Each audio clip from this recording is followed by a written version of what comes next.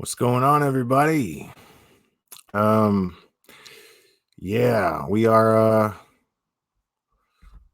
hold on one second here. Yeah, guys. So I was on as we all know, a big case broke, or a big break in the case, in the Heidi Broussard case happened. Um, whereas the affidavit became available, the arrest affidavit of Magen became available, and now we are I've been working closely with Real Massacre Talks Danielle, and guys, I want make sure to drop the link for Danielle's channel there. Danielle went ahead, requested, and paid for her own copy of the official arrest affidavit in this case. So we're going to go ahead and we are going to share that stuff with you and talk with you. Let me go ahead and share a link here because Danielle is going to join me, rightfully so. And to say the least, and we thought it would be interesting to go over that with you guys. And I've thumbed over it, but I have not read it yet. I mean, it just became in our possession in the last 2 hours. So we yeah, I've been kind of going over it, and it's pretty eye-opening. But most definitely I thought it would be interesting, and Danielle thought it would be interesting for us to go over the affidavit together. And when I say together, I mean her, I, and you guys. And we thought it would be interesting to broadcast our reaction to this affidavit live, and we can get yours as well. So, and we just wanted you to get that information as quickly as possible. So, and here is Danielle. Danielle's joining us now. Hey, What's guys. up, Danielle? Hey. So this came out of nowhere, huh? Right? Because we were just talking yesterday how everything was sealed and they unsealed it. Yeah, totally crazy. So yeah, so just out of sheer chance, we ended up going 2 nights in a row about this case. I mean, Yes. it felt like it was due, right? It felt like it Absolutely. was due for some answers, and Absolutely. and a lot of that's probably why I felt the need for us to go live yesterday and discuss what we knew, because we just hadn't done that yet, and we Right. kind of just didn't want to do that without knowing anything from law enforcement's end just yet. So, Right. but look what happened, you know. So the case Yeah. breaks today, and so Crazy. we're gonna go ahead and discuss that stuff. I'm excited. Me too. Me too. I mean, I'm a little like kind of unnerved at being exposed to these details, but we want answers, you know. I think it's safe to say we all want answers regarding this case. Absolutely. They just reading the media articles that have been released in the past few hours, it sounds horrifying. Um, and there's still so much more that will come out in due time, I'm sure. It's just I can't get past the fact that Heidi was in a duffel bag. Yeah. That's very, very, Well, very yeah. upsetting. Let's get into that a little bit later. Yeah. But I think definitely right now I want to focus on the fact that you were, you know, guys, definitely subscribe to Real Massacre Talk, because when it comes to collecting facts as soon as they're available, Danielle's in a class of her own, and it's because of her legwork and because of her drive to get the truth, is the reason why we have this this official document in our possession right now to be able to share with you guys. You're kind. Thank you. I'm just honest. Yeah. A lot of people don't really go after the truth, and that's what we're here for.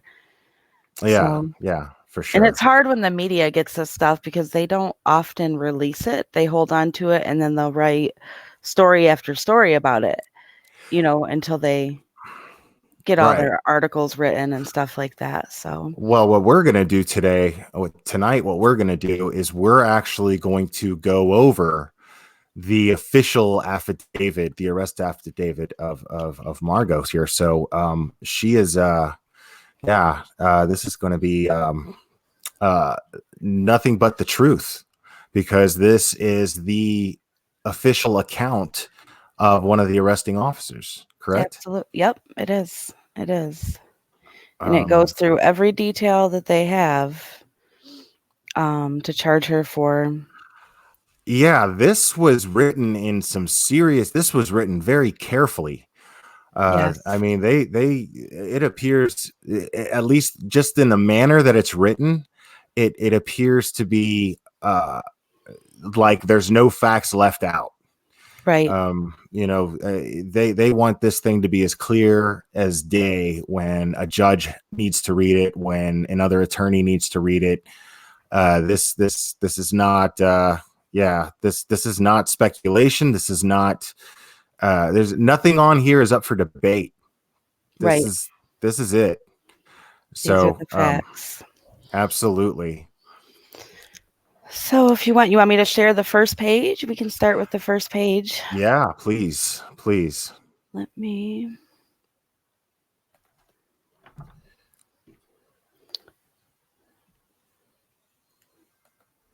see. All right. Can everybody see that? Not yet, but It's they not showing are. yet. Oh, there it goes. It is now. Okay, so that's page one. Yeah. Yep, page 1. Okay, and let me see here. All right, so what we've got here is it's kind of hard to read. I've got to blow it up here, but the state of Texas, Travis County, an affidavit for warrant of arrest and detention. And it is, I never know if I'm saying her name, her last name correctly, which is kind of why I kind of like subconsciously try to avoid saying her last name because I'm not Megan's? sure how to pronounce it. I think it's Fieramusca? I think it's Fieramusca or Muska, Fieramusca. something like that. Yeah, Musca. Fieramucus. What? Hold on. So Megan Rose White Fieramusca. Female, her date of birth is January 13th, 1986. Um, and and the first charge that we're seeing here, it is on or about December 12th, 2019 in Austin, Travis County, Texas, did then and there commit the offense of and you got kidnapping, third degree felony. The your affiant, Detective B. Harries. Yeah. Is that how it's spelled? Or that's how it's pronounced? Is Heries. Yep. Uh, Detective badge, Harris. badge number 5641 is an investigator assigned to the Austin Police Department Cold Case Missing Person Unit.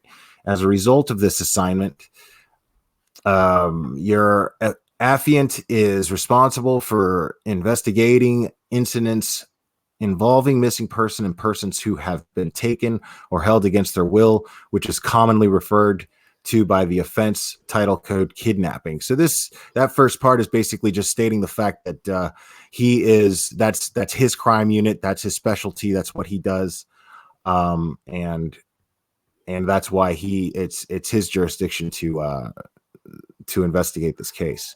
So Right. Oh, hold on a second. Sorry, guys. it's okay. You got to be a mom first. We get Yeah, it. you can keep reading. I'm here. I'm going to mute my mic for a second. All right. So on Tuesday, December 12th, 2019, your affiant was operating in an on-call status and received and received a message to contact Austin Police Department. Officer Parker 8425 regarding case number 19-3461485. Upon making contact with Officer Parker, your affiant was told the following. Officer Parker had been dispatched to a call for service regarding an old newborn regarding a missing adult female, Heidi Broussard, a white female born 6/15/1986, and her 2-week-old newborn, who is fully identified in Austin Police Department Report 19-3461485. And I'm going to keep skipping reading those numbers. Will hereafter be referred to as her newborn child. The complainant was Shane Carey, who is the boyfriend of Heidi, with whom they share 2 children, newborn child and 6-year-old child Shane Carey. Heidi Broussard and both children live together in an apartment at 744 West William Cannon Drive in Austin, Travis County, Texas. Shane Carey has cooperated with the Austin Police Department in investigating the disappearance of Heidi Broussard and her newborn child. Shane Carey provided an initial statement to Austin Police Detectives Brad Harries and Ryan Metcalf on Friday, December 13th, 2019. At the Austin Police Department South Substation, that conversation was voluntary in nature and was recorded using a fixed digital audio and video recording system. Shane Carey spoke with Detective B. Harries of the Austin Police Department, Detective R. Metcalf of the Austin Police Department, Detective R. Faithful of the Austin Police Department, and Special Agent J. Bally of the FBI during the continuing audio and video recording systems in interview rooms. So this right here, that's all you need right there to clear Shane Carey. He has cooperated. It's officially stated by the police that he has cooperated with Austin Police Department in investigating the disappearance of Heidi Broussard and her newborn child. So that's all you need to know as far as Shane's involvement, guys. Yep. What are your thoughts on this so far, Danielle? Oh, I don't know. It's so much to take in. So much. We haven't even gotten to the stuff that's, we haven't even gotten to the details of, I mean, this goes into detail as to how far they go and the depths that they take to make an arrest here. Right. Yeah, they're definitely very thorough, and they have to be because it has to stand up. And I'm so impressed with how thoroughly it's written in such detail here. Right. And it sounds stupid when I say that because people are like, well, of course it is. It's an official court document. How many times have we seen these things so sloppily and lazily written? Right. You know what I mean? So let's, look at the very first affidavit of Chris Watts. That thing was, What the hell was that? Right. I mean, we had only that to talk about for months. Yeah. And in contrast, in the Roden case, which is the first case that we Real Massacre Talk covered extensively, for years, when they indicted the accused in that case, they came out with 52-page indictments for each person. Right. It was crazy, crazy detail. So I think it might depend on the investigating officer and the police department, but the more info you see in these affidavits, the better. Right. Absolutely. I mean, you would think that it's good for a trial. Right. I mean, they don't even, I mean, all they're going to do when they call this guy to the stand is, did you say this? Yeah. Right. That's it. Right. All right. I'm going to keep going here. Oh God. Sorry. Somebody left a comment that I think is ridiculous. Where'd you leave off at? I left on number 4. I'm about to start reading. Okay. Let me know when you want me to read some. I'll read some of it. Okay. Shane Carey stated that he last saw Heidi Broussard and the newborn child in person that day, December 12th, 2019, at approximately 6:30 a.m. Shane Carey woke for work and saw Heidi and the children before he left for work at a moving company in North Austin.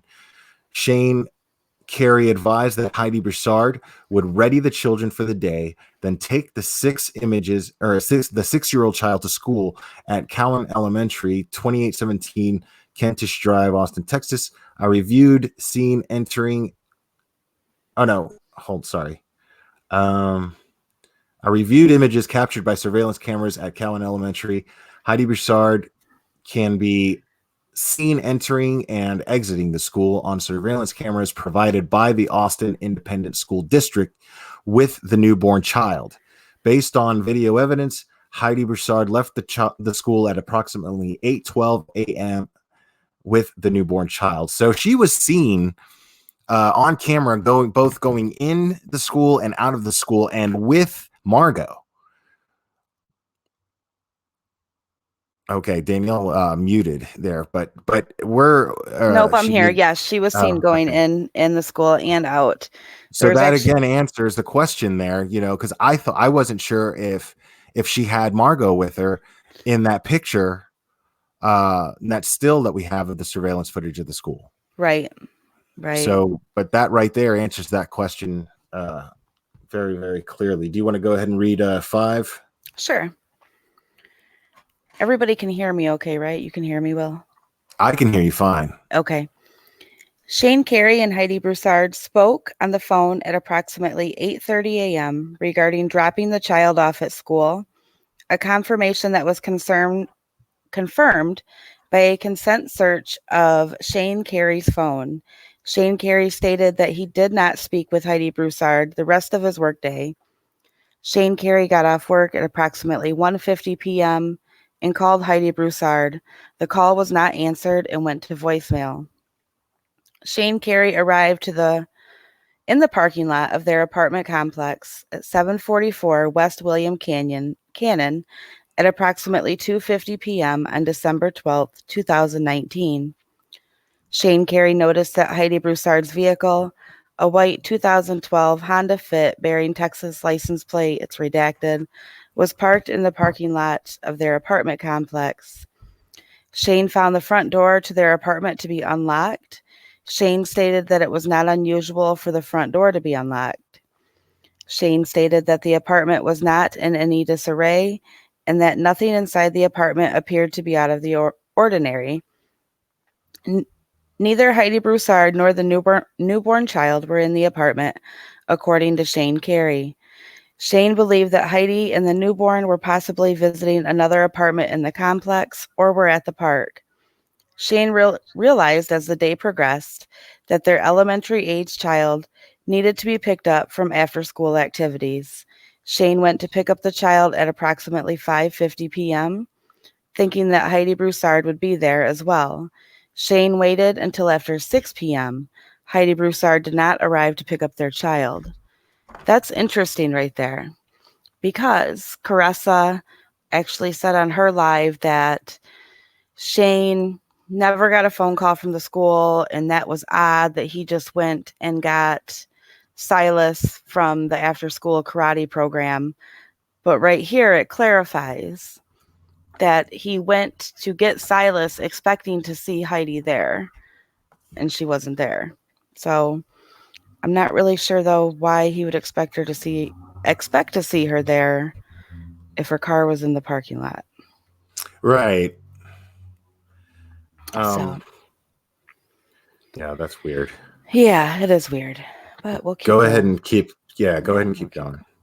Shane Carey returned to the apartment with their elementary-age child. Neither Heidi nor the newborn were at the apartment. Shane Carey went to Heidi Broussard's 2012 Honda Fit, which was in the parking lot of their apartment complex, and found the vehicle to be unlocked. Shane Carey stated that it was unusual to him that the vehicle was unlocked. Shane Carey looked inside the vehicle and observed Heidi Broussard's red purse inside the unlocked vehicle. Shane looked inside the purse and observed Heidi's wallet, personal items, cash, credit cards, debit cards, and identification appeared to still be present in the wallet. Shane stated that the newborn child had jaundice and was discharged from the hospital. Shane stated that he and Heidi Broussard had to supplement breast milk with formula due to the jaundice. All necessities for caring for a newborn child remain in the apartment, including but not limited to diapers, formula, clothing, wipes, bedding, car safety seating, and accessories. All apparent forms of financial means for Heidi Broussard remain to be inside Heidi Broussard's wallet, which was left in her vehicle. The only items of note missing from the apartment or vehicle are Heidi's iPhone 11, and it gives her telephone number and her car keys. Okay. So I guess I can. Let me put up Well, the.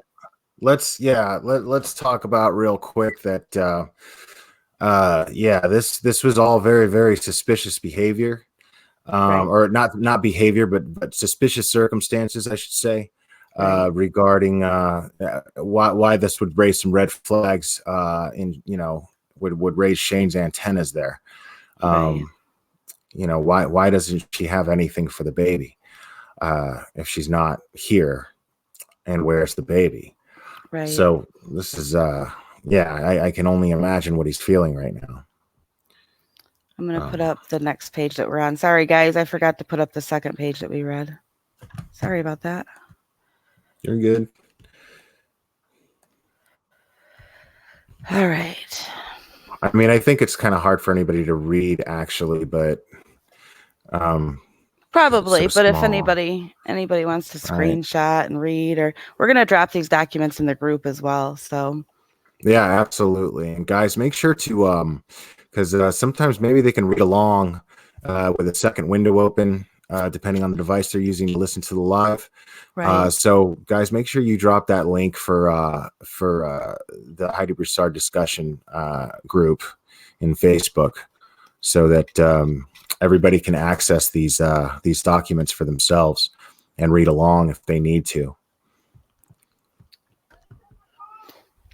Or they can at least screenshot them or have them. I mean, it's, Right. So, but you want me to keep reading? Please. All righty. Shane Carey described Heidi Broussard's iPhone 11 as being black in color and was contained in a case with red, white, and blue colors in a tie-dye pattern.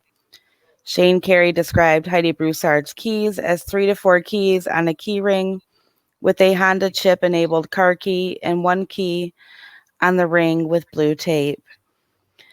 The location of Heidi Broussard is unknown at this time. At the time of her disappearance, Heidi Broussard did not take the necessary items to reasonably care for a 2-week-old newborn for an extended period of time when she departed in the apartment.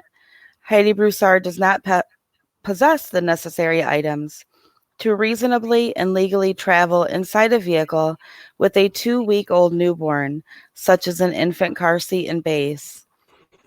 It is off note that both car seats possessed by Shane Carey and Heidi Broussard are in the apartment or Heidi Broussard's vehicle. Shane Carey stated that Heidi Broussard would not abandon her family, especially her elementary-age child. On December 17th, 2019, I spoke with VS, an adult female, fully identified in Austin police report. I'm not going to read the numbers. Yeah, VS, no need to. yeah. You can read them for yourself if you go to the group. Yeah. VS has known Heidi Broussard for approximately 10 years. VS stated that Heidi Broussard would not abandon her elementary-age child. Shane Carey. Yeah, so he's adamant right here at this point. Just like, there's no way, something's wrong here. There's no way that Heidi would just take off, or I mean, she would at least have the stuff to take care of Margot with her. Absolutely, and she took no money, no credit cards, nothing. Yeah, something is that. Yeah, that is classic. I mean, there's something wrong here. She's missing. And I need to know where the mother of my child is and my child. Absolutely. I'll go on from here. Okay. Real quick. Shane Carey began to just give you a break. Shane Carey began to call friends and family in the area to attempt to locate Heidi Broussard and the newborn child without success on December 12, 2019. Shane Carey called the Austin Police Department at approximately 7:31 p.m. to report Heidi Broussard and the newborn child as missing.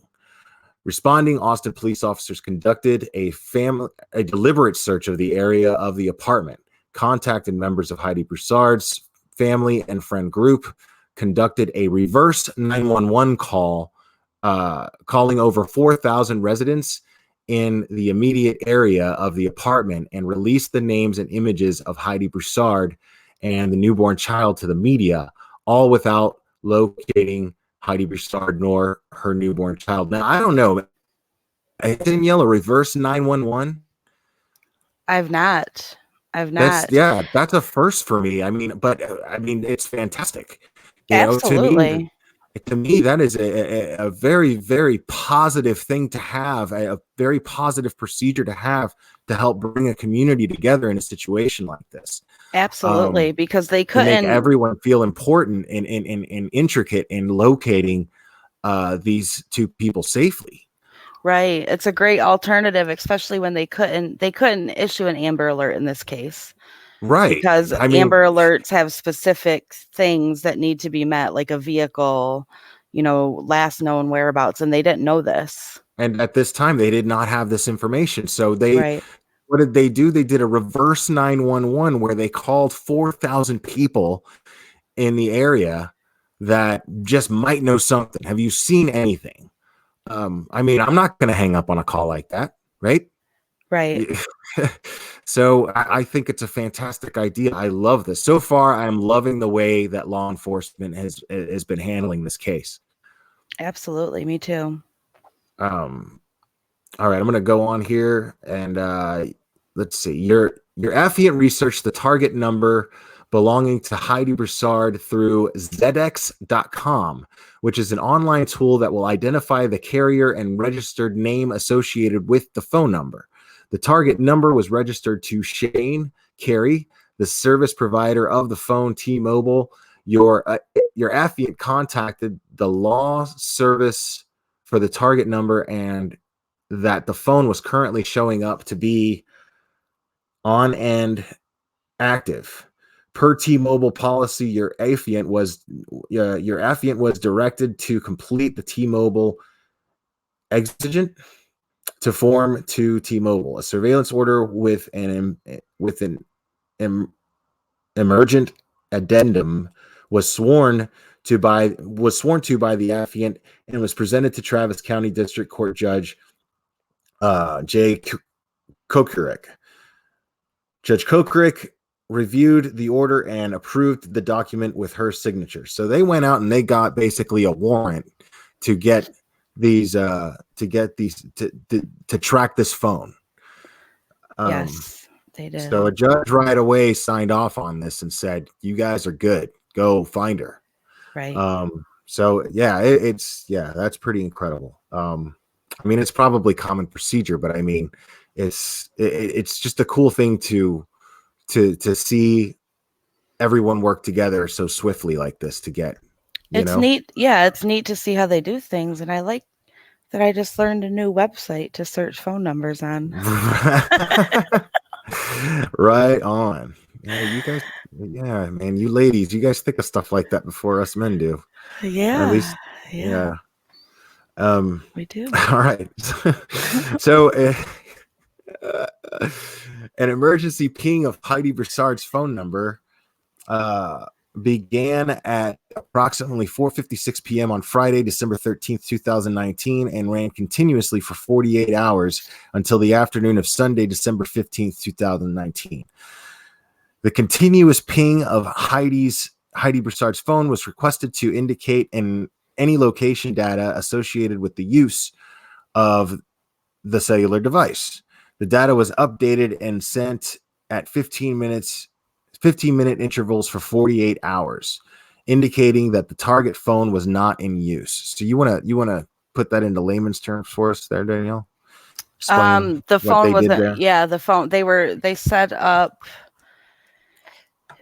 it up so that every 15 minutes, so 4 times an hour, they were checking it to see if her phone was pinging anywhere off of any towers, and there were 0 pings, which meant that her phone was off, It because if was it was, not being used, right? it had to be off, because It would even have if, pinged somewhere if yeah, she was if, using it, right? well, it had to If be it was on, yeah, it had to be right? physically Yeah. powered down, because Okay. even when your phone is on and you're not using it in your hand, it still will ping.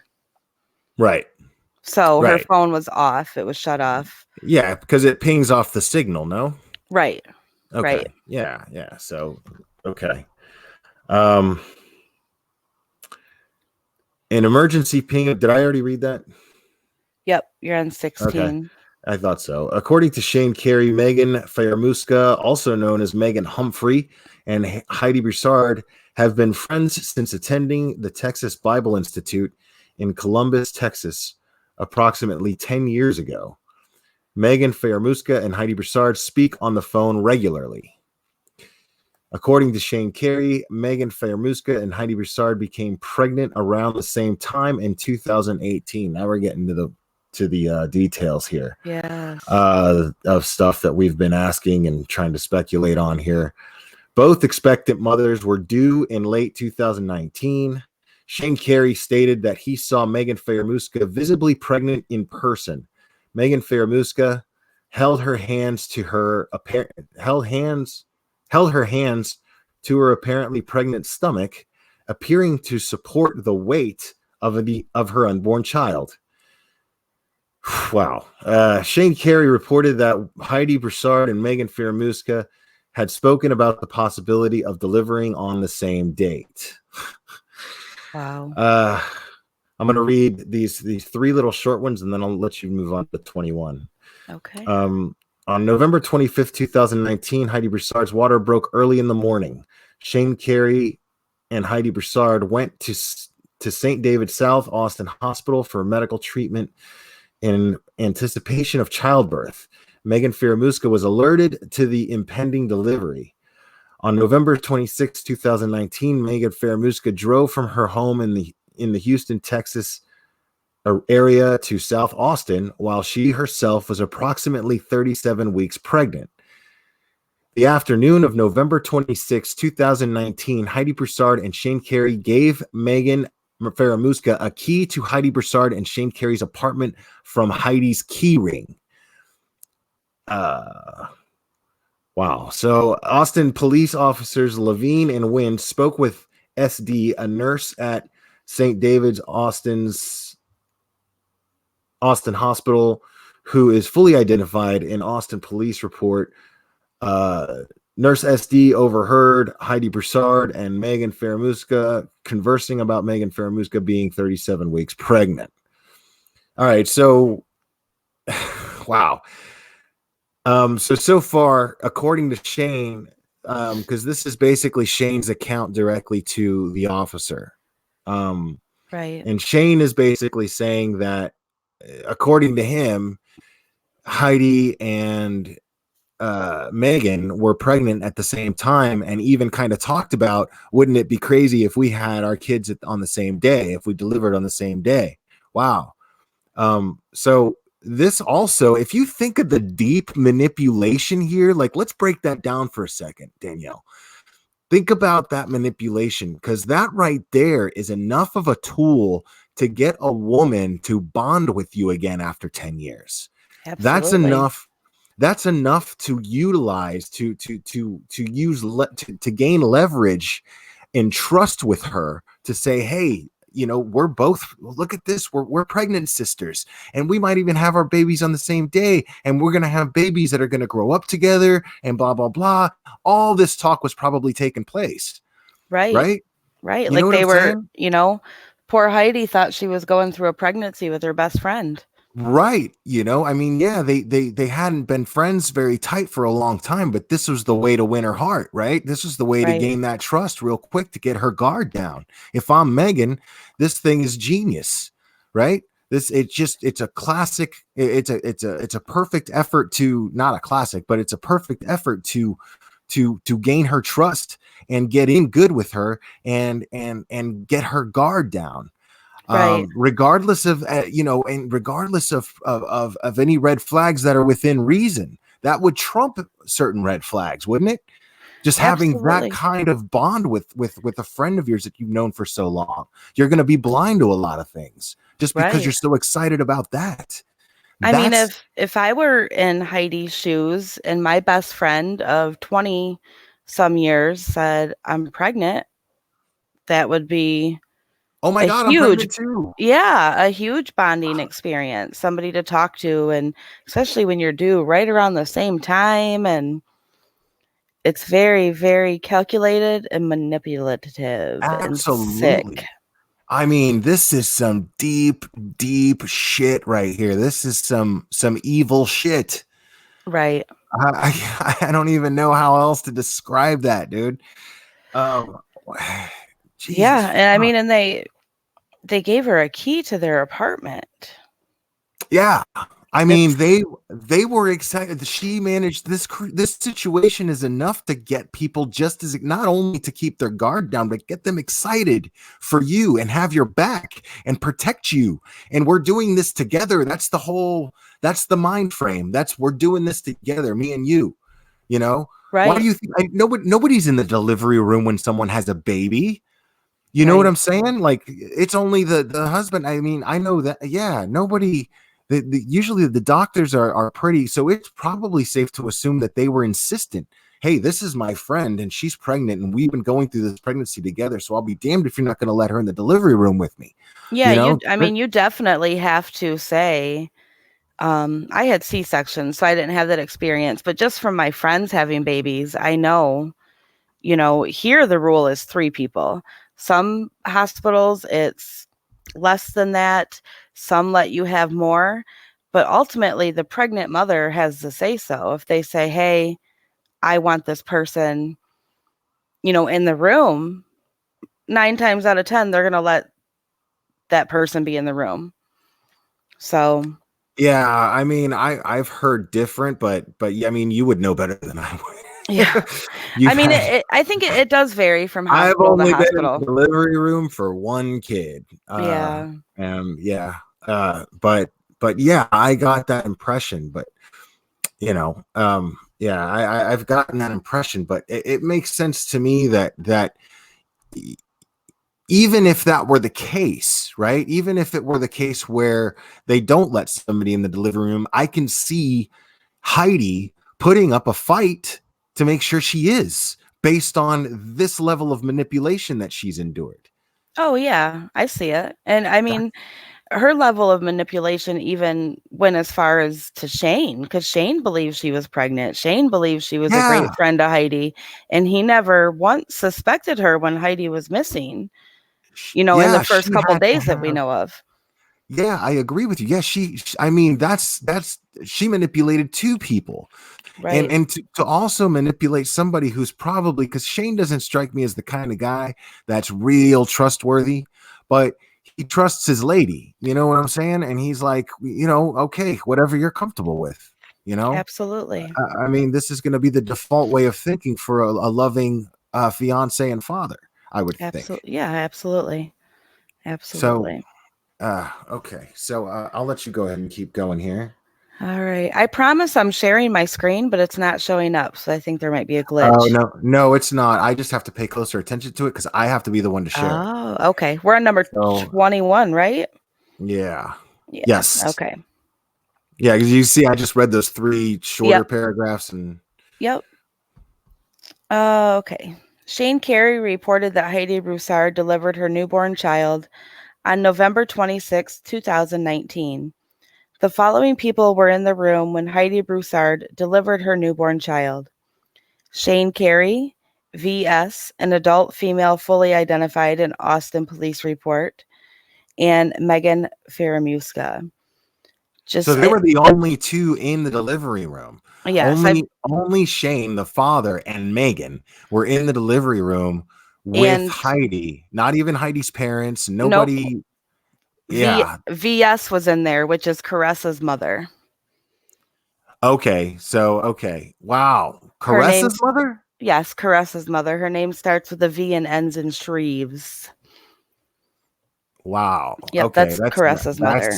That's interesting. Did From we know my did Caressa say that that her mother was in the delivery room when she delivered? Caressa's brother Chris Fine said that.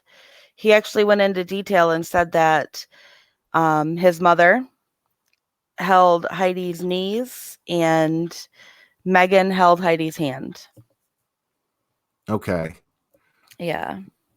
Yeah. Do we I don't remember if Caressa said so on her live broadcast during her interview. Yeah, I don't Um remember either. I don't that was such a long broadcast. There was so because much information. yeah, I'm fascinated with Caressa still. I know. I It's mean, it's not even a question of suspicion. It's a question of just she's got questionable things about her that we've that we just keep stumbling onto here. So so now I'm on the kick of like, is she oh, lying about anything, and why would she lie about anything? But I'm not. I'm still not anywhere near the idea that she had anything to do with anything necessarily. But my Terry antennas Lynn are up about her. Terry Lynn down in the comments said that Caressa said that Shane was not in there. And Carla, yes, Caressa is the same person that said Shane was an absent father. Yeah. So, Wait, so hold on one second. I don't remember Caressa Where did I'm saying trying to? Okay, here you. Who said that in the comments? Because I want to post Terry it. Terry Lynn said that Caressa. Said If I can, Shane was not there. yep, Shane was. Caressa said that Shane was not in the delivery room. Wow. But did she say that her mother was in the delivery room? Why would she leave that out if she did? I don't know if she did or not. I'm not trying to accuse her or anything because I don't know. Yeah, I truly don't remember if she said that when she went on her live, but I do know, I think I shared that article yesterday in our chat. Chris Fine, who is Caressa's brother, openly spoke about his mother being in the delivery room, which is Caressa's mother. Chris and Caressa have the same mother. She was in the delivery room with Magen and Heidi and Shane. Okay, so this says Danette Costa. I'm going to read this one last comment and address it real quick before we move on. Didn't Danette says, didn't Caressa act like she was estranged from Magen until the disappearance? I thought I heard that too. Yes, she did. She said she didn't know how Magen even Right. got her phone number because they didn't speak. Right. They FaceTimed after the birth. Right. Right. Supposedly. Right. That's her story. Right. So she's, yeah, wow. Okay, so on top of all that, we're looking at, because let's address this fairly too. Danette Costa, in response to your comment, that could also mean, I mean, for all we know, Caressa's mom stayed close with Heidi for some reason. They might have maintained a good relationship, but Caressa and her, you know what I mean? I don't know. Or maybe Caressa had something to do that day and that's why she couldn't be there.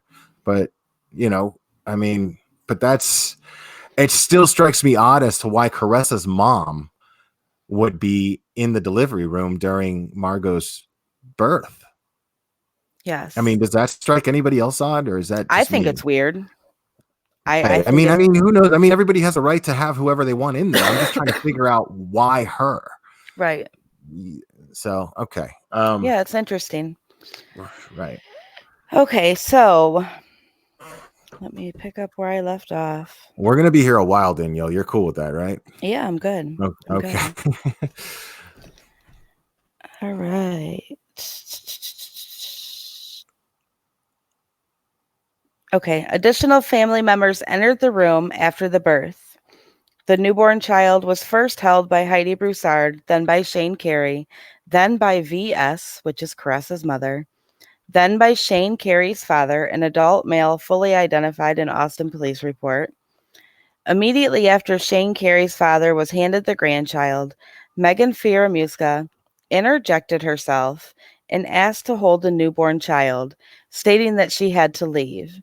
Shane Carey's father was surprised by the actions of Magen Fieramusca and that his first introduction in time with his grandchild was interrupted by a friend of Heidi's. Magen told Shane Carey that she would leave the key to their apartment on the counter inside the apartment. Shane Carey advised that neither him nor Heidi could ever locate the key that Magen was given to access their apartment.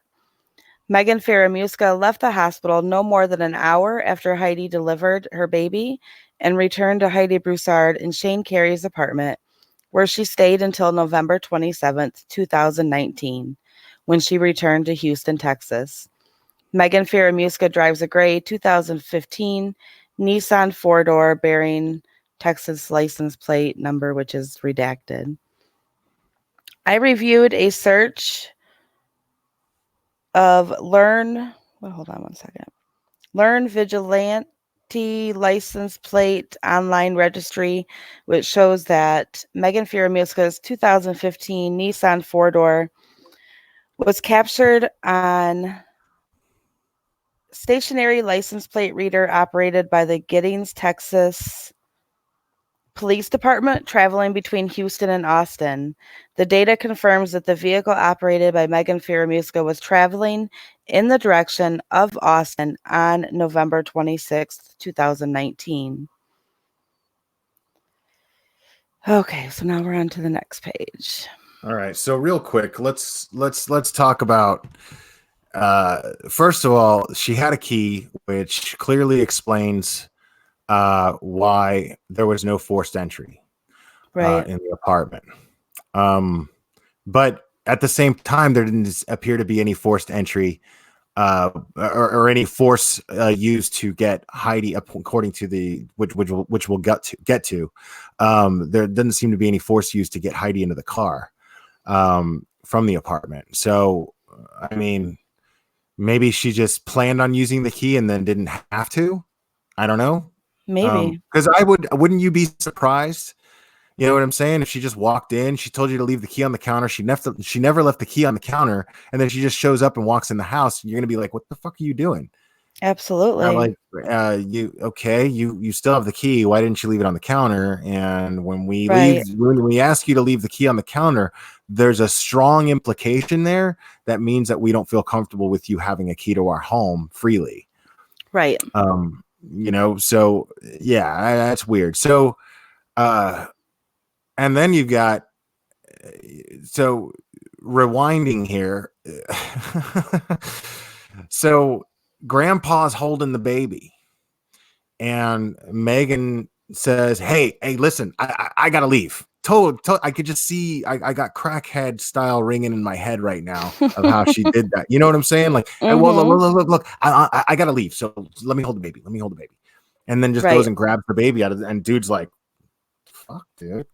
You know? Right. All right. Okay. Hold the baby real quick. So apparently somebody's got to hold a baby, so. Who does that though? I could never imagine going up to the grandfather of a newborn baby and saying, hey, let me hold the baby. I don't know. Family first, I feel like. Imagine doing that at a baptism, but one step worse. Right. You know what I'm saying? Right. Like the one situation that is more that is more inappropriate than a baptism, it would be the birth of that child. And literally the first time grandpa holds his granddaughter and she snatches the baby out of his hand and says, I gotta go to work. Give me quick. Yeah, it's crazy. It's crazy. Like, somebody in that room went, is she on crack? Yeah. Yeah, they had to. I mean, that's the first thing you think of when somebody behaves. Heidi must have been very kind, because I can personally say when I had my kids, I mean, I had C-sections, but still, I was not very happy. I mean, I was happy, of course, about my kids, my newborn babies, but you're not feeling good after having a baby. And if some girl, my friend or whatever, intruded on my parents' time with my child, I'd probably not be nice. So Heidi must have been very nice. Yeah, no, I mean, I would have. Yeah, hey, what's your problem? What the fuck are you Right. That's doing? rude. Like there's certain etiquette that that's you do, and that's just one that's of them that you don't beyond do. rude. That's Yeah. beyond rude, dude. Like Right? that.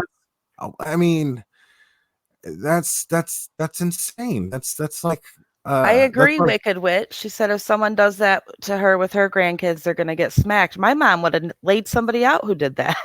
that's Like, get away that's from my grandbaby. I'd meeting my that's a grandbaby for level the of first time. yeah, dude, that's a level of rude that like say you're sitting next to a grieving mother of a soldier who you're at their funeral and then they go to after they do the trumpets and then hand her a flag. You snatch the flag. Let me see that real quick. I gotta Right. go. Like Right. what? What are you doing? You just totally fucked up a moment here, Right. and you're acting like it's all good. Yeah, she's just Wow. this girl's a whole new level of something. A whole new level. Yeah, the audacity is astounding. Mhm. All right, Yep. go ahead. Okay, so we're on 25. Shane Carey reported that on December 8th or 9th, 2019, he learned from Heidi Broussard that Magen delivered a baby girl. Shane did not see any photographs of the child. Wow. A resident at the apartments in which Shane and Heidi live has installed video cameras on the exterior of his residence. Yeah, The tenant of love that the guy. apartment with the exterior cameras provided voluntary consent for Austin Police Detective. I'm not even going to try to say his name. We'll just go with an Austin Police Detective to view the recordings. Rusek. No fucking way. I think you pronounce it Yeah, Rusek. probably. It's Probably. spelled much differently, but it looks like the dude's name is pronounced Rusek. So okay. Yeah, probably. Um, Sorry. to view the recordings from the exterior cameras. One of the cameras captures the parking lot and has the capability of capturing vehicles as they pass in the parking lot. Video captured on the exterior cameras shows a light-colored four-door vehicle with the outline window placement and general appearance consistent with Megan Fieramusca's gray 2015 Nissan four-door. Driving northbound towards the rear of the complex at approximately 9:05 a.m. on December 12th, 2019. Shane and Heidi's apartment is in the rear of the complex. On December 18th, 2019, M.W., an adult female fully identified in the police report, provided a statement to detectives Morales and Briegel.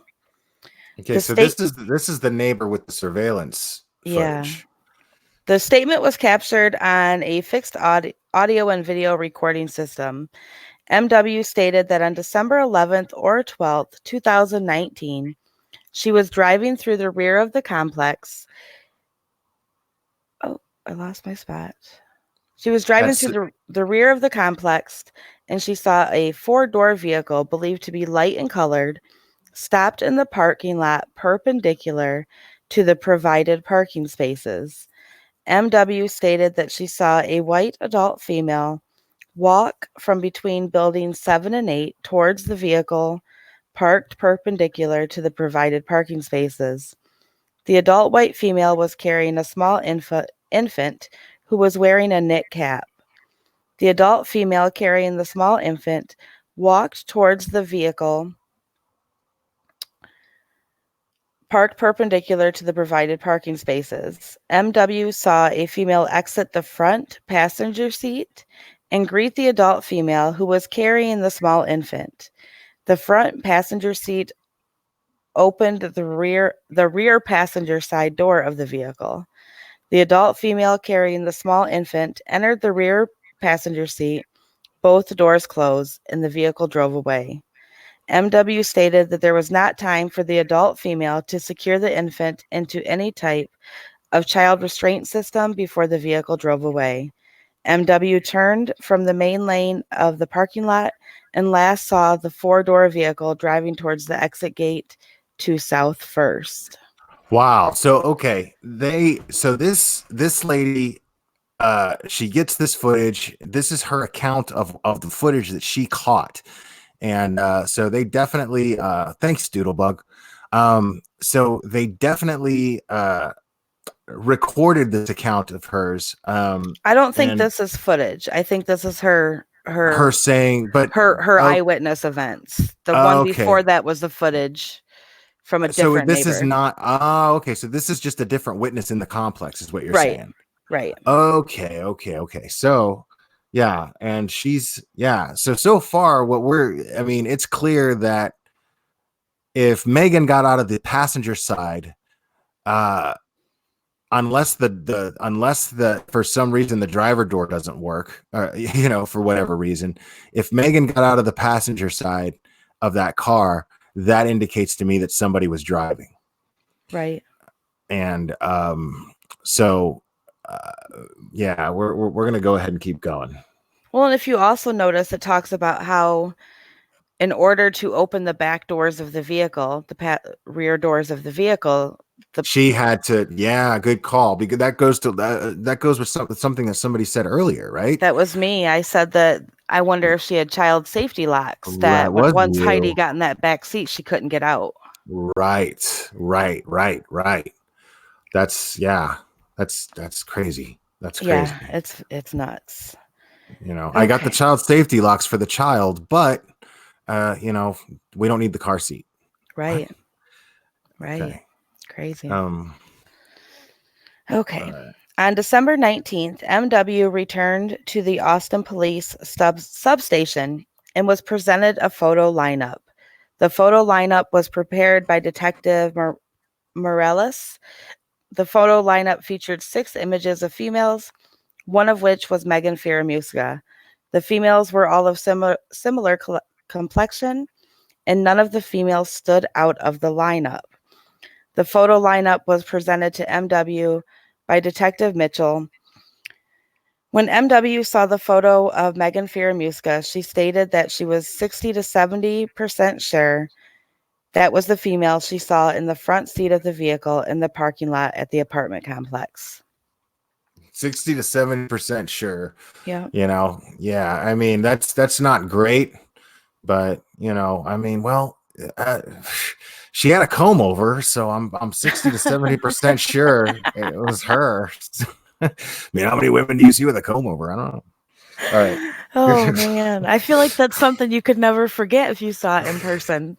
I'm never getting that out of my head, dude. Yeah. I'm never forgetting that. Anytime I You know need to what? laugh, I pull up your meme. Not It even was lying. fucking yeah. It was fucking windy out, dude. And then her hair just started blowing all over the place. I was like, what the hell is that? I would have never Oh noticed unless that gosh. happened. All right. Shane Carey told Detective Faithful that he believed Heidi Broussard was friends with Megan Fieramusca. Shane provided a cell phone number of Megan from his cell phone. The number was determined to be serviced by T-Mobile. On December 18th, 2019, intelligence analyst Ferguson of the FBI conducted open source research related to any social media presence for Megan Fieramusca.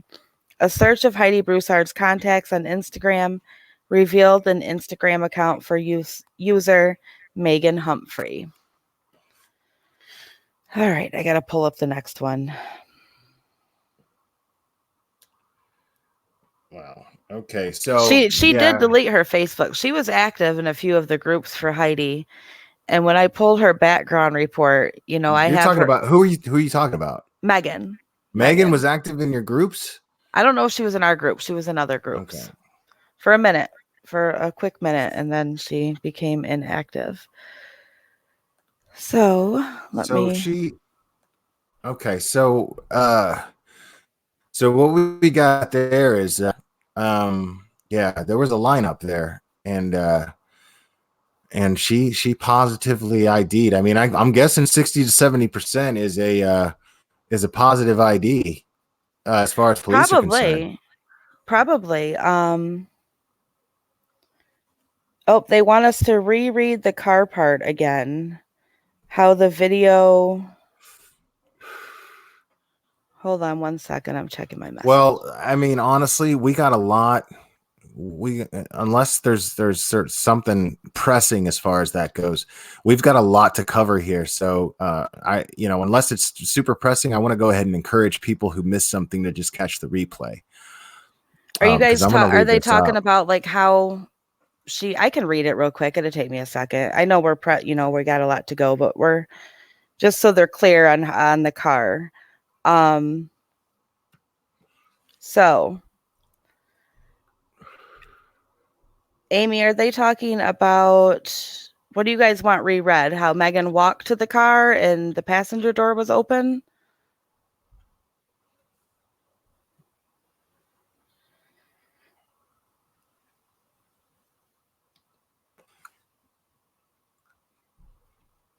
Okay, I'll just reread that part really quick. On December 18th, 2019, MW, an adult female fully identified in Austin police report, provided a statement to detectives Morales and Briegel. The statement was captured on a fixed audio and video recording system. MW stated that on December 11th or 12th, 2019, she was driving through the rear of the complex when she saw a 4-door vehicle, believed to be light in color, stopped in the parking lot perpendicular to the provided parking spaces. MW stated that she saw a white adult female walk from between buildings 7 and 8 towards the vehicle that was parked perpendicular. The adult white female was carrying a small infant who was wearing a knit cap. The adult female carrying the small infant walked towards the vehicle, which was parked perpendicular. MW saw a female exit the front passenger seat and greet the adult female who was carrying the small infant. The front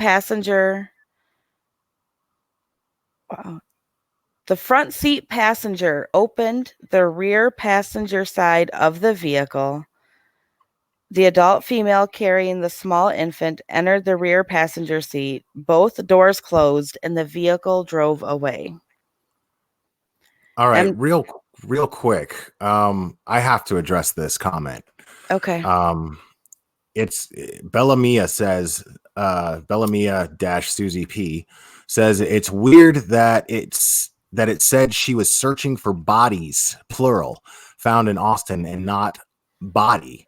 Do you think maybe if someone else was driving Megan's car, she could have killed that person too? Maybe. I don't know. That's another thing that we haven't gone over and talked about, the possibility that she could have killed somebody else. We did that last time, or I did when I went live before this. But we did explore that, but not very much. But that is also a possibility. Could she have manipulated somebody? And somebody did mention that in the last live in the chat. Could she have manipulated somebody else? And then I came to the conclusion that she, somebody else has to be in on it. But there's a very, very strong possibility as well. I mean, that's a good point. That she could have killed the person. But I mean, I don't know about that too at the same time, because that's a lot of effort for one person to kill 2 people, 2 grown-ups. You know what I mean? Yeah. I wonder if she was searching for the bodies in Austin, because at the same time that Heidi went missing, there was another mom who went missing. Does anybody down in the comments recall that? And it happened literally same exact time in Austin. In the media actually accidentally reported that Heidi was found when she wasn't. Didn't somebody post that in the group? Probably, yeah. Because I think I remember that. I believe the media accidentally reported that it was Magen who was found at that time, and it wasn't. It was the other missing woman. So... Wow. Okay. So yeah, someone had to be driving though. If Heidi got in that car that quick, and somebody was driving, yeah, I'm with you on that. Let's be real for a minute. Megan's not a small girl. She's not. Right. She's taller. She's bigger framed. I'm not saying she's fat. She's just built bigger. Right. Um, But her she's got car, that look to her. She's got that burly, that natural burly look of a burly woman. You know what I'm saying? right, and Yeah. her car wasn't a big car, so I can't see that Megan would have been able to quickly hop over from the passenger seat to the driver's seat and take off. I mean, I'm 5'3", and my car is bigger than hers, and I couldn't do that very quick. Right. Jeez. Yeah, yeah. Uh, yeah, I don't know. I mean, yeah, Bellamia, that's a good point, but I don't know, man. I mean, It is very weird that she was searching for bodies found in Austin. right. Right. Now, I mean, she could have, I mean, that could mean anything. Just because she went plural, we could just be overthinking the fact that she used bodies in plural form. And that's just how she chose to search. Does that make sense? You know what I mean? Yeah. It's probably Yeah. nothing. It's probably nothing. It's just weird that she would even search that because she knew that she had Heidi's body in her trunk. Right. Right? So why would she be searching for bodies in Austin? Right. Yeah. Yeah. I mean, okay. Let's, if you want me to take over anytime, you let me know. Oh, go ahead. You can do this one. And where are we at? Did I, what number are we on? 31. 31. Okay, that's where I'm Yes. at. I just wanted to make sure. Yep. Okay, so let's see. December 18th, 2019. Sorry, I got to blow this up a little bit because I'm blind. I Ferguson obtained records for Instagram user Megan Humphrey via a voluntarily emergency disclosure. This record indicated the account was registered using email address meganhumphrey@gmail.com. This account had been active for an extended period of time and contained no posts. Further social media research into Megan Humphrey, possibly known as Magen Fieramusca, yielded at least one photo on the Facebook profile of Heidi Broussard depicting the Heidi Broussard and white female who appeared to be tagged at one time as Megan Humphrey. The white female identified in the photo as Megan Humphrey was visually similar to the known Texas driver's license photo of Megan Fieramusca. Okay, so they compared the photo. They compared the photos of the person in the Facebook post to Megan's driver's license and determined that was probably the same person. Yes. On December 18th, 2019, IAA Ferguson requested records from Google Incorporated related to email address meganhumphrey@gmail.com via voluntary emergency disclosure. A review of the search history sorry, it seemed like I read that already, but I hadn't. History for meganhumphrey@gmail.com identified a Google search for reasons for Amber Alert performed on December 12th, 2019 at 10:31 p.m. So what's going on here at this point is they basically got they went ahead and got the search records for that particular email, that Google account.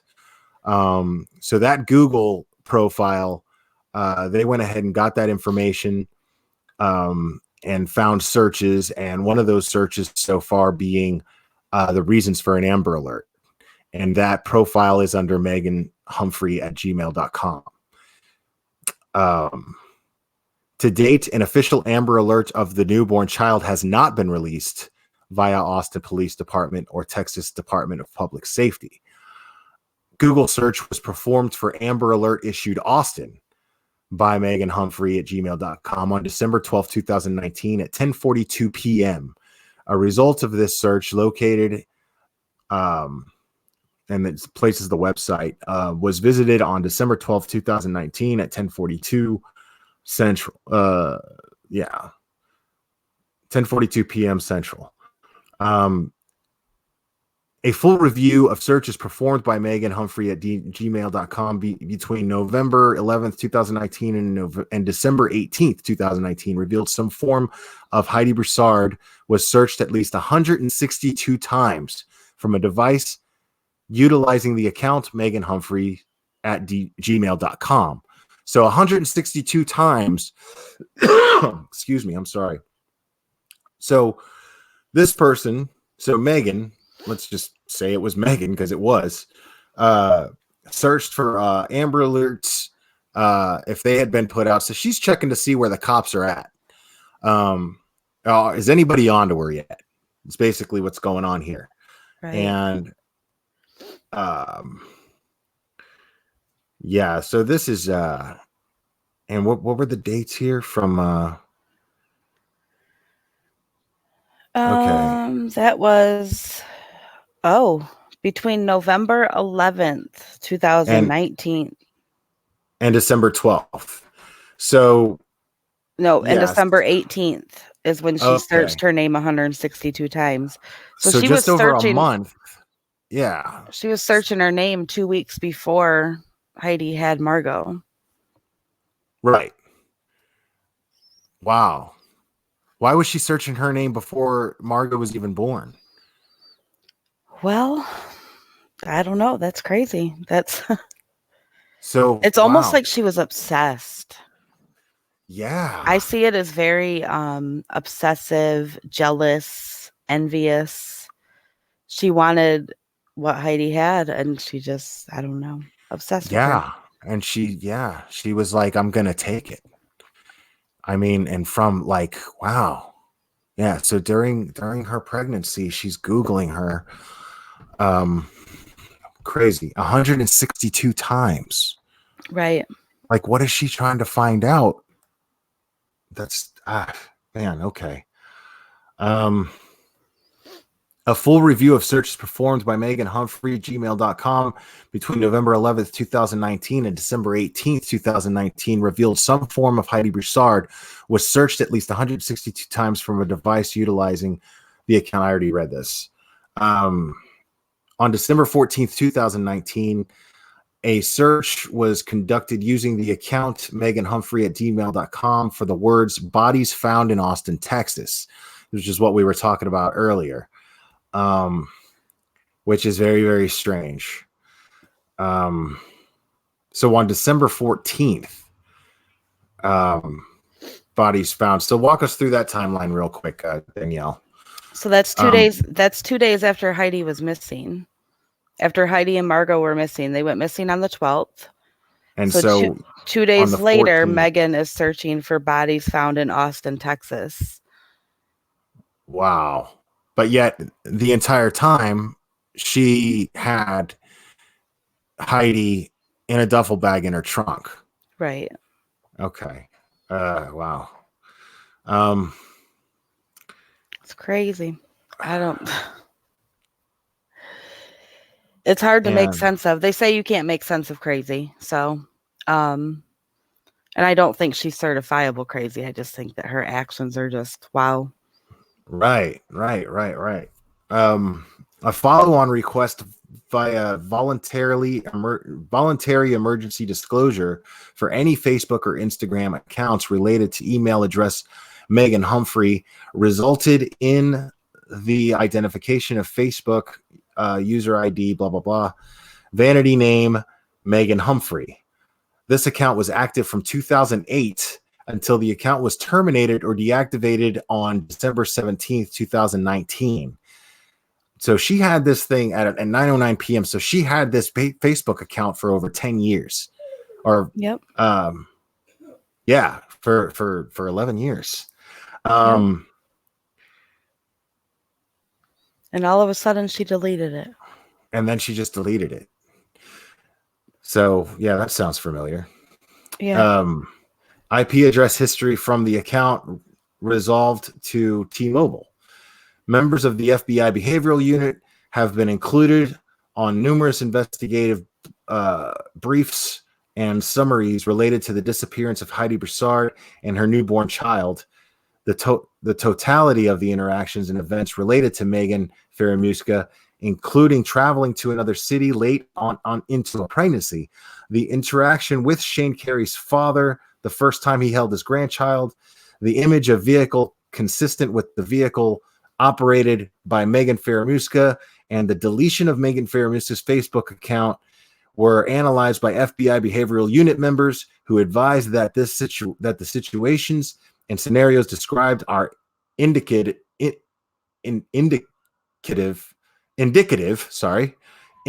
of a female perpetrator of child abduction. So at this point, they take all this shit that they've investigated and they've collected, and they take it to an FBI behavioral specialist. And that FBI behavioral specialist says, okay, you've got a kidnapping here. Right.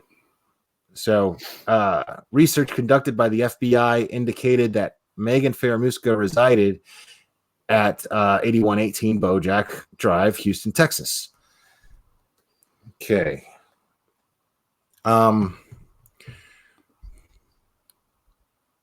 Yeah, so we're on to the next page there. So while Danielle finds that next page and posts it here, you know what? Car Guy's your guy, right? Isn't that Robbie? Or isn't that Joe? That's Joe, yep. That's Joe. I'm going to go ahead and wrench my man. Joe's a good guy. I can't wrench him. Hold on. You can't do it. You can't do it from StreamYard. You have to get on YouTube and do it. I gotta get on YouTube and do it. I see that. So, but okay. So quick summary here. Magen, the police have been collecting, going around, asking questions, and they even got some surveillance footage at some point. And with all this, they took this information that they collected just to be thorough. Because the FBI was involved in this case, or is involved in this case, and they went ahead and ran what they have to the FBI specialist, and the FBI specialist is quite certain that there is according to this affidavit, the FBI specialist that they worked with definitely felt that this was a kidnapping and that Magen is the perpetrator in this kidnapping. So, okay. All right. So Shane Carey told Detective Faithful that Magen Fieramusca's boyfriend was named Christopher Green, who also resides at 8118 Bojack Drive. A search warrant for the Cal detail records associated with Magen Fieramusca's T-Mobile phone number was prepared and was presented to Travis County District Court Judge B. Urrutia. Why can't judges ever have easy names to pronounce? I know all of these names are just Judge Urrutia. Just say the judge. The judge signed the warrant and gave him permission. So exit the judge from this conversation at this point. So the search warrant and it's funny because the person writing this is very thorough that the search warrant that was signed. they want to make sure that that search warrant was signed by a judge. The search warrant, let's see, was prepared to present blah, blah, blah, blah, blah, associated with Magen. Phone number were submitted to T-Mobile. T-Mobile provided data which provided historical location data for the phone number associated with Magen Fieramusca's phone. Historical location data for Magen's phone showed the device traveling from Houston to the Austin area on November 26, 2019, which is consistent with statements that placed her at St. David's South Austin Hospital for the birth of Heidi Broussard's newborn child. Historical location data for the device associated with Megan's phone showed the device in the Austin area on November 26th and 27th, 2019. Supervisory Special Agent Mullen, wow, an FBI guy named Mullen. It sounds like an FBI guy. Special Agent Mullen of the FBI conducted a preliminary historical analysis of the data provided by T-Mobile. Historical location data for the device associated with Megan with her phone show the device located in the Austin area near Heidi Broussard and Shane Carey's apartment on December 12th, 2019, the same day Heidi Broussard and the newborn child disappeared.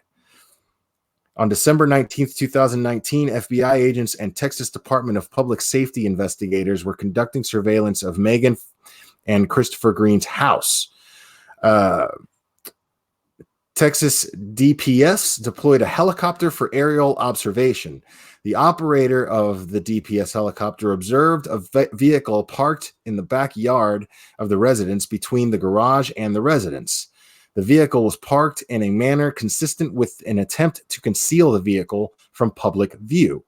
The vehicle was later confirmed as a gray 2015 Nissan Versa four-door bearing Texas license plate, and it's blotted out. FBI agents reported that Christopher Green left the residence in a black Nissan Armada SUV on Thursday, December 19th, 2019. Christopher Green drove to a Target store. DPS investigators observed Christopher Green shopping for baby clothes and saw Christopher Green purchase baby formula inside the store. Texas DPS investigators spoke with Christopher Green as he exited the store. Texas Ranger Christian provided a summary of the conversation with Christopher Green. Christopher Green informed DPS investigators that he was in a relationship with Megan since 2016. So he confirms that he was in an active relationship with her. Nothing saying that they broke up. Christopher Green and Megan lived together at that address. I'm not going to read it again. And Megan broke up. Oh, wait. I'm wrong. Christopher Green and Megan broke up in March 2019. However, both parties remained in the residence. So they did break up. How convenient that right. as soon Since as they March. break up, well, it also points to, because March would have been when Heidi found out that she was pregnant. It points to, well, her boyfriend broke up with her and she pulled the old I'm pregnant card. Yeah. So yeah, a little classic manipulation there coming from that's Megan. an old school game there, right? Yeah, she pulled a card out of the classics. Old crafty Megan saying wait, I think it's best that we break up. Yeah, probably. Let me give this a day or two. I'm pregnant. I'm pregnant. And look, I'm not trying to trap you. It's nothing like that. I'm not, I just, I really think that we can do this together. Right. And I really need you right now. I just, and you can't throw me out on the street. I don't know what to do. I'm carrying your baby. I'm sure that he is forever ruined. I mean, could this be this whole thing have been some way to just could the motive be something as petty and small as not wanting to lose a place to live and not wanting to lose a man? Yeah, absolutely. Right. Women are crazy. She probably didn't even really want the fucking baby. She wanted the man in the house, I think. Yo. Heidi says she's pregnant and Megan's like, oh, I'm just hypothesizing here. Yo. I probably said that word wrong, but yeah, I think maybe that's where it stems from. Could it be that? Yeah, dude. I mean, just and it just snowballed. Like, Annie's right. Well, that's fatal attraction. What's gonna happen when I don't have a baby? Well, you know what? My friend Heidi's pregnant. I'll just fucking kill her and take her baby. Yo. What? Nuts. The fuck, dude? Right? Oh man, hold on. Let me get back because I just um, where am I'm I with you, at, Shannon. I wouldn't want to be that guy's rebound either. dude? I mean, how could he ever trust another woman? Yo, my man. All right. So Christopher Green reported that in the spring of 2019 that Megan was pregnant. Christopher Green stated that he noticed that Megan's stomach grew during the year. So there's that baby bump theory. Right. Wow. So according to Christopher Green, yeah, she wore a fucking baby bump. Wow. Okay, so there's that. Question Yeah. answered. Um, so Christopher Green indicated that he felt her stomach, which he described as hard. Christopher Green stated that he never saw Megan bare stomach during the pregnancy, stating that their relationship during the year did not lend itself to seeing her in stages of undress. Christopher Green believed that Megan was pregnant with his child. So we want to go ahead and get that next page up. Yep. Yeah, no, I know. I'm just letting everybody know. Give me a second. We'll get that next page up. So that's a big right there. That's an unanswered question that we've all been talking about since this case started. And since it broke where Megan got caught. So yeah, she was apparently, according to Chris Green and his account to law enforcement, she was wearing a baby bump. I don't know what it was made of or anything like that, but he described it as being hard, but he never saw her, not once. I remember, dude, look, I remember when my ex was pregnant with my son, dude, I would reach under her shirt so that I can touch my son, as I could be as close to my son as I could. I Right. would touch her bare belly. Because there was something about that feeling of her belly where she's holding my son. Just, yeah, there was something very, very beautiful about that. I wouldn't have settled for, I mean, I feel like I would have gotten into an argument over that. What excuse could she possibly give me that I can't touch her bare stomach Maybe during the she entire was pregnancy of my child? I think she was using that whole pregnancy just as manipulation. Well, They yeah, they that's were they obvious, were but why broke didn't up, Chris? so she was probably pulling the nope, you don't want to be with me, don't touch me card. Oh, I okay. mean, that's what would make sense to me. She was totally playing that whole situation. And the manipulation is deep. Yeah, I mean, this is ongoing, nonstop manipulation. What? You Like can buy baby bumps on Amazon for $189. look at that bullshit right there. That stuff shouldn't even be allowed to be That's sold. fucking crazy. Well, I mean, why? What's the problem? Unless you come up with a scenario like this, which we never fucking hear of except in a stupid Lifetime movie, maybe. Well, This what doesn't reason did they happen. even need to sell them? Yeah. People in real life don't do this shit. You know what I'm saying? I mean, well, what other reason would there be to sell one? Would be to simulate pregnancy, educational purposes. There's all kinds of things that you can come up with, all kinds of reasons for fucking theatrics. You're in a play and you want to. I mean, sometimes a pillow is not going to cut it. You know what I'm saying? Right. And we still don't know that that's what she did anyway. We still don't know if she ordered an actual baby bump on Amazon. We don't know. But the fact of the matter is that's what I'm getting at. What I can't get past is how she was able to keep this manipulation going. I mean, she had everybody fooled. I truly think that he was the one to break up with her. And this is why I think that. Because he breaks up with her. All of a sudden, she says she's pregnant.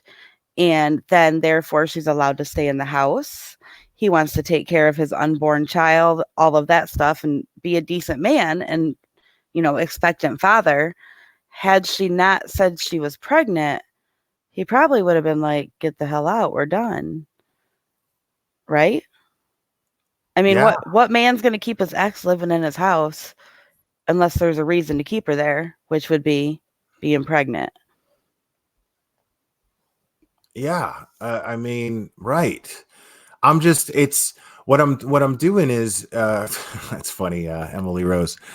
What I'm doing here is just I'm marveling at the work that it takes to keep so much manipulation going with so many people around you, and the level of obsession that it takes to drive that. Um, Yeah, and I it's mean, yeah, and I totally agree. I think he totally was probably breaking up with her. I mean, you know, it's honey, it's not you, it's me, but in your mind, it's honey, you got a comb over and you're on drugs. I can't do it, you know, but right. I, Fucking comb over. I can't. dude, Every time you say it, it he's like not pops a in my head. look, my man Chris, he's not a bad looking dude, you know. No, I he's a mean, good looking dude. he's not a And 10. He's not a 10, but he's, you know what I'm saying? Like, he could do better than a comb over chick, right? yeah, He can do better than than he Muncie. probably could have did better than what she looked like, when he first met her, when she looked a little bit better. Honestly. Right. Yeah. Like it's a what the fuck happened to you, Right. kind of situation. And then my man's like, I can't do it no more. I'm moving forward and you're going backwards and I can't do it. So you gotta go. You gotta get the fuck out. Right. Right. Right. So, but then wait, no, no, Guess what? wait. I'm pregnant. Exactly. Wow. Um, okay, so let's see here. We've got so moving on. Texas Ranger uh Rainwater spoke with Christopher Green.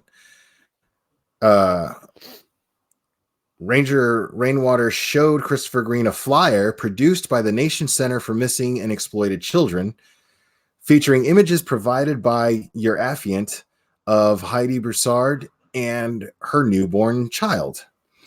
Christopher Green looked at the flyer, looked at the picture of Heidi Broussard's newborn child on the flyer, and stated, "That's the baby in my house." So let's talk about those words for a second. That's the baby at my house. Not, we talked about this in the last live because we actually had this part of the affidavit already. But he said, "That's the baby at my house." And sorry about that. I need to share that.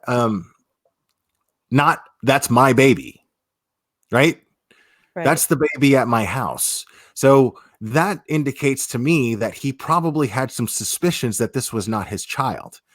Um, so I don't know why go along. Why go along for so long, and why are you so easily pushed over? I honestly feel like, man, Unless he was just for 9 completely months at some no, there's no way nobody's that oblivious, dude. Because I'm gonna be like, listen, I need to see your belly. I want to know what the fuck's going on.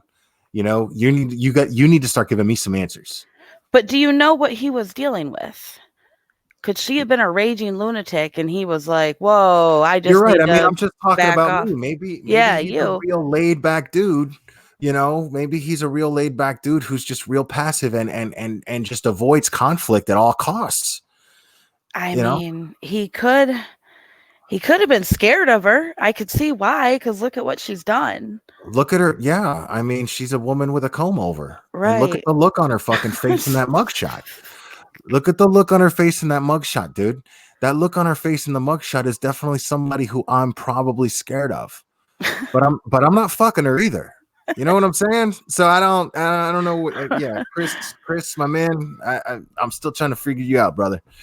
Um, but yeah, all right. So let's go ahead and move on here. So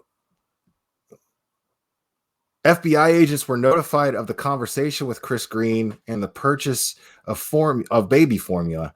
FBI agents and DPS investigators observed Magen walk out the front door with her cell phone and baby monitor. Texas Ranger Gary Phillips spoke with Magen, who stated that on December 12th, Magen left to go to the beach with a cousin while Christopher Green stayed in Houston working. When Christopher Green saw Magen next on Friday, December 13th, Magen told Christopher Green, "Don't be mad, don't be mad." Christopher Green asked why he would be mad. Magen told Christopher Green that there was a baby on the bed. Magen said that she went into labor and delivered the baby without Christopher Green's knowledge. Okay, so let's explore that scenario for a second.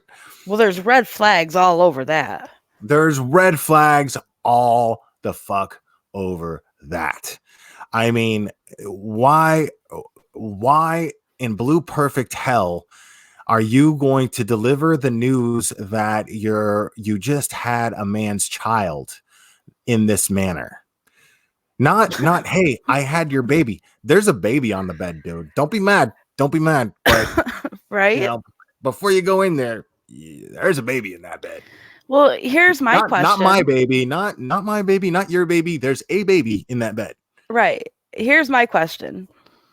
I know where I live. You know where you live. We know all of our mods live. We all knew there was a baby missing that was kidnapped on December 12th. Why didn't Chris know that?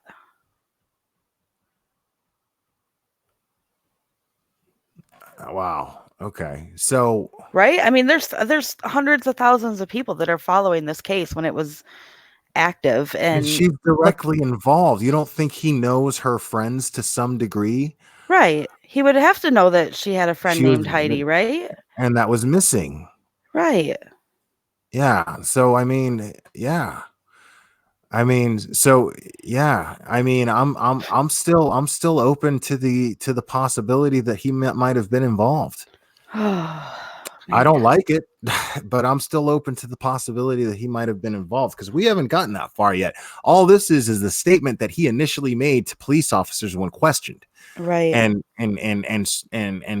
had been located at a Target and seen buying baby supplies. So, well, and there's, I mean, her and Magen were friends. Heidi and Magen were friends for over 10 years. And Magen and Chris dated for a couple of years, I believe. So I find it very hard to believe that Chris didn't know. He's the one that called it in? I don't know. I don't know. Maybe he's just fucking dumb and blinded by love, dude. Man. Maybe. But he didn't love her. He broke up with her. And then I like girls with muscles. You know what I'm saying? Maybe he digs comb overs. Stop it. I'm just saying.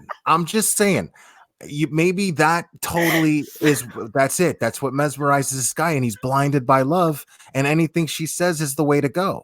You know what I'm saying? He had to be blind, literally blind, because I just can't see that he was attracted to the comb over.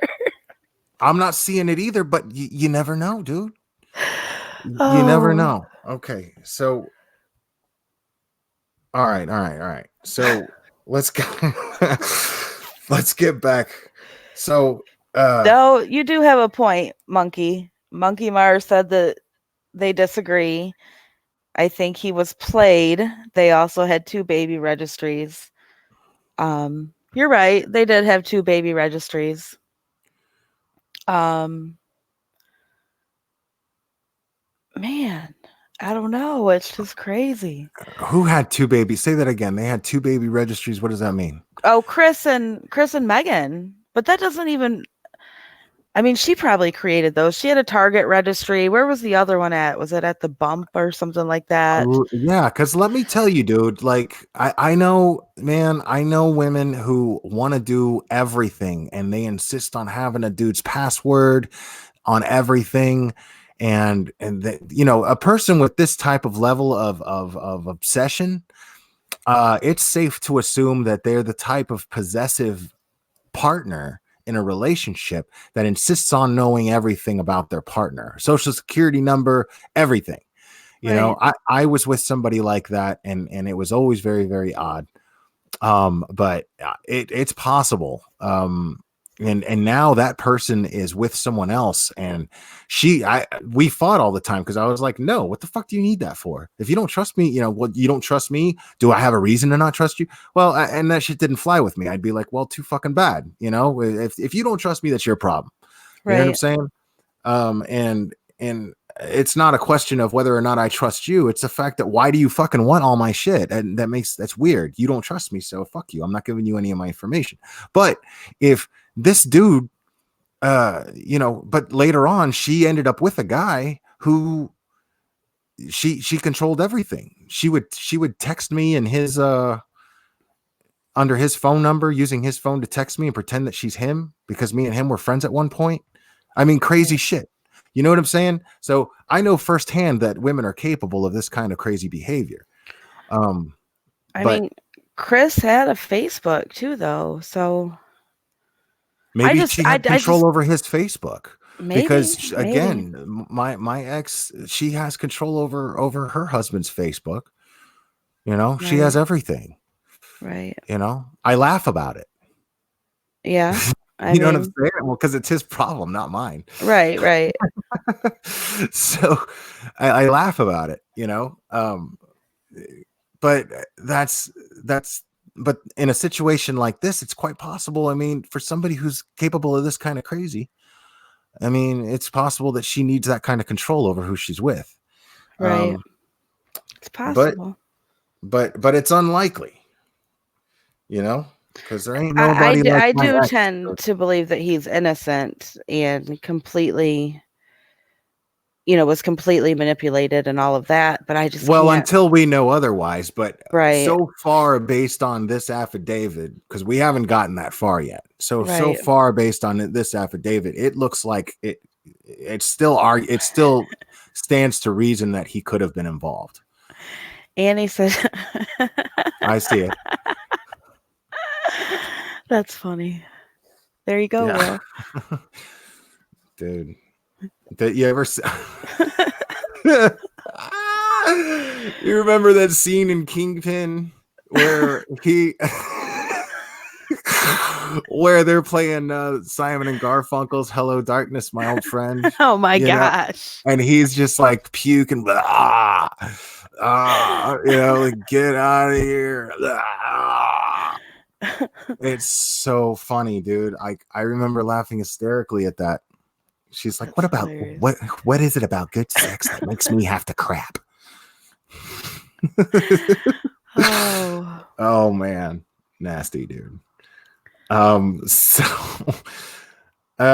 Texas Ranger Gary Phillips spoke with Magen, who stated, did I already read that? I did read that. So Magen told Ranger Phillips that she went into labor on Thursday, December 19th. Magen stated that she went to a birthing center in the Woodlands. Magen could not remember the name of the birthing center in which she reported giving birth. Can you imagine being that We're cop? coming back to that. We're coming back to this, I promise. Magen stated that the only people present during the delivery were employees of the birthing center. Magen told Ranger Phillips that she brought the baby home on Thursday. Ranger Phillips confronted Magen about the discrepancy about her location on the date she reportedly delivered. Magen stated that she was not in Austin. All right, so I don't know if I could have been that cop and just listened to her flat out lie to my face like that. I'd be that cop, like, wait, what? Are you serious? So wait. Okay, I mean, just imagine he's going, okay, and what is the name of this birthing center? She doesn't remember. I'm sorry, what? You don't remember? Yeah. You don't remember where you was? had your baby. Remember? Okay, so you don't remember where you had your only child. Got it. So fucking weird, dude. Yeah, I mean, she's awful, dude. This lady's worse than Chris Watts. She's calculated, but she didn't prepare for that question. Right. Remember that? I mean, remember Mr. Watts? My man, he had he had a plan. It just wasn't very well thought out. Right. Right. So yeah, wow. Okay. We're again, once again, folks, not dealing with a criminal mastermind. Clearly. So members of the FBI behavioral analysis unit provided an assessment of material desire, specifically that mothers have lost a pregnancy or have falsified pregnancy and have materialized the desire to have a child by taking possession of another child. Shane Carey previously reported that the newborn child had jaundice, which discharged when discharged from the hospital. Okay, so Danielle, mom, explain to us all what jaundice is. That is when a baby's bilirubin levels are too high. That's probably why What's a Heidi bilirubin? bilirubin is a serum blood level related to your liver. When babies are jaundiced, they will be darker skin toned, um, sometimes yellowish tint. Sometimes they have to go under light. Earlier in the report, Shane had told the cops that Heidi was breastfeeding, but they were supplementing with formula as well because of the jaundice. When you have a jaundiced baby, they have to eat more because you have to flush out their system. Okay, that makes a lot of sense. So Yeah. this would express Shane's this would explain Shane's part of his reaction and his concern when being interviewed about feed the baby, please feed the baby. Yes. Because he knows that the baby needs to eat more than usual, and he's Well, it's so also worried interesting. about his infant daughter. Jesus, You're fascinated by Caressa, and Caressa said in her interview, why would he say feed the baby? Heidi was breastfeeding. Caressa wasn't apparently close enough with Heidi to know that the baby had jaundice and the baby was eating formula as well. right, So she dogged Shane for something she didn't even know about. right, yeah, she sure did. So again, Caressa, you suck. Fuck you. Seriously, man, that girl fucking sucks, dude. Like, she didn't have to go on YouTube and drag this dude the way that she did, man. This poor dude. You know what I'm saying? Yeah. Like, come on, man. You could have had way more class than that. You could have had way more class than that. Yeah. You could have really, you know. Her focus should have been on finding her friend, not dogging her friends. You were in a position to focus the public's attention on recovering Heidi and Margot safely, and instead you chose to drag an innocent man's name, man. That's right. There's something else. There's something else. I got no love for you. All right. So members of the FBI Behavioral Analysis Unit provided assessments of material desire, specifically that mothers have lost a pregnancy or have falsified pregnancy and have materialized the desire to have a child by taking possession of another child. I already read all that. A physician consulted the FBI, advised that untreated severe jaundice can cause a condition called kernicterus,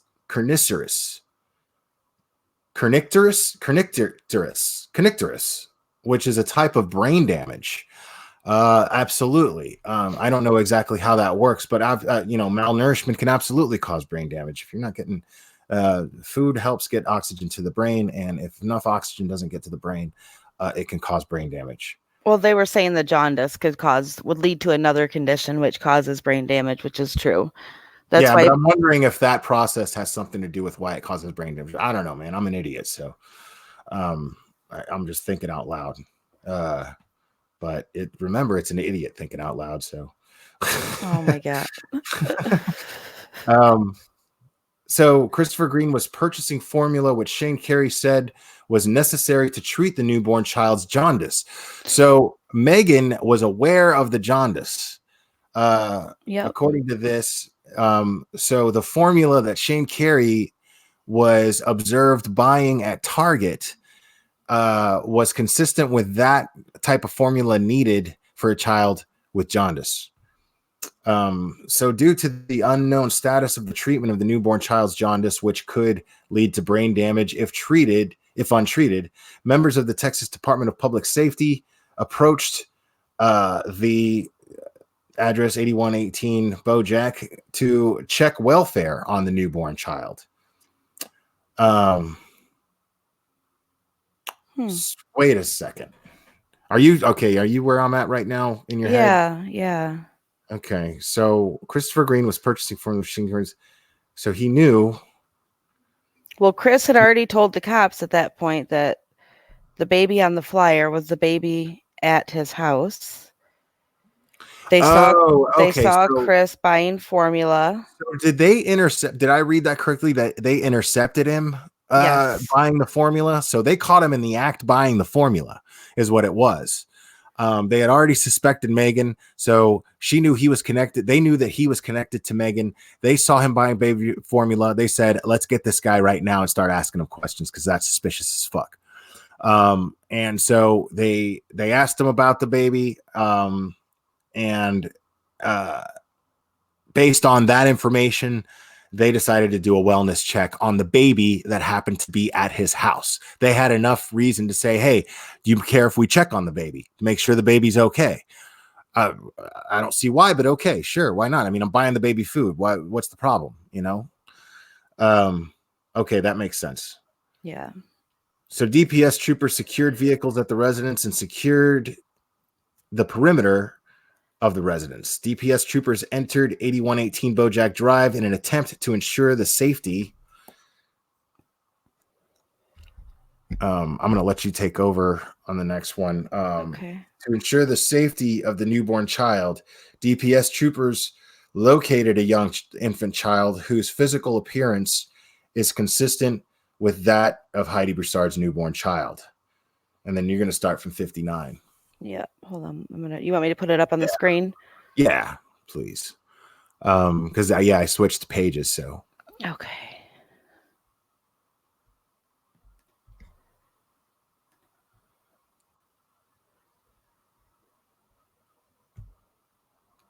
Yeah, Jane Doe. I was thinking the same thing. While we'll explore that just a little bit more while Danielle puts that next page up. Yeah, Caressa's mom was in the delivery room, and Caressa didn't know anything about the jaundice, which is suspicious. It's strange. Well, Caressa was also supposed to be now could she friends with Heidi. Why wouldn't she know?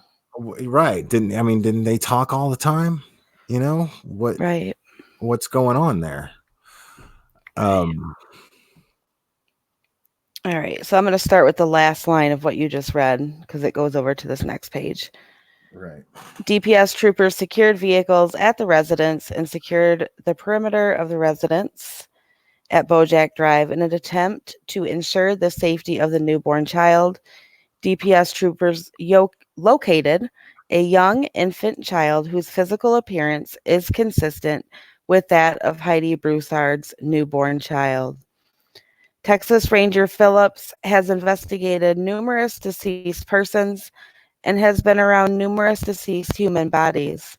Ranger Phillips, through his training and experience, can readily identify the odor of decomposing flesh. Texas Ranger Phillips approached the 2015 Nissan Versa four-door. The 2015 Nissan Versa, parked on the back porch of the single-family residence on Bojack Drive, is registered through the state of Texas to Magen Fieramusca. Ranger Phillips smelled the immediate and unmistakable odor of decomposing flesh emitting from the trunk area of the Nissan. On December 19th, 2019, I presented a search warrant for a search of the 2015 Nissan Versa four-door registered to Magen to the judge. The judge reviewed and approved the search warrant as evidenced by his signature. Texas Ranger Gary Phillips was still on scene on Bojack Drive in Houston. Ranger Phillips was notified of the signed search warrant for the Nissan. During the search of the Nissan, Texas Ranger Gary Phillips located a corpse in the trunk of the vehicle. The human corpse appeared to be a female with long hair. The human corpse was shoved into a black duffel bag. Your affiant has probable cause to believe that Magen Fieramusca did, on or about December 12th, 2019, knowingly abduct Heidi Broussard's newborn child. Magen Fieramusca presented Heidi Broussard's newborn child as her own to her boyfriend, Christopher Green. Christopher Green told Ranger Rainwater that the infant child pictured on the flyer produced by the National Center for Missing and Exploited Children, featuring images provided by your affiant of Heidi Broussard and her newborn child, depicted the infant inside his residence with Magen Fieramusca. So there you have it. Yeah. So then there's nothing here to indicate. There's nothing here to indicate that once her body was found, that she was dismembered, because we did kind of explore that possibility on my last live while you were in the chat. Yeah. I think it was you that brought that up. But yeah, so I mean, there's nothing to say that it wasn't. But I think as thorough and as carefully written as this affidavit seems to be, I don't think they would have left that detail out. Yeah, there's going to be a whole nother, probably a discovery piece that will have all the information in regards to what they uncovered in the trunk and, you know, how Heidi was inside the duffel bag and all of the above. There should be like a forensic crime scene report. It kind of stops right here where they found her body. Right. So yeah, I mean, that's it. They've got enough to arrest her. Right. But we still have yet. I mean, I'm sure a discovery of some sort will be released at some point where we get the details of her interrogation, Right. what she's admitted to, what she hasn't. But there's nothing. Yeah, this is her. This is her arrest affidavit. So Right. we don't know. This still does not tell us whether or not someone else was actually arrested. We're going to drop the whole affidavit. I'll post it all in the group too for Heidi. I posted some other stuff earlier, but And we know for a fact that Chris Green is not in custody currently, correct? I do not know that for a fact. I don't think that he is. I'm under the impression that he's not in custody. Right, because we still don't know. Nobody knows who the other person was that got arrested, if there was anybody who got arrested. But we do know that somebody was driving that car. Right. I wish the witness who saw that car would have specified if Magen got back in the passenger seat or if Magen got in the driver's seat and took off. Because she doesn't specify that. She just said that. Yeah, but I mean, she got out of the passenger seat. She got out of the passenger seat and she got back in through the passenger seat once she put Heidi and Margot in the back, or let them in through the back. But they're, yeah, I'm thinking like, because I see what you're saying. There's nothing to specify whether or not she scooted over to the driver's seat. Yeah, it specifically, I don't even think it says anything about Magen getting back in the car. Let me look at it again. I think it does. Let's see. I think it says that she entered through the passenger side.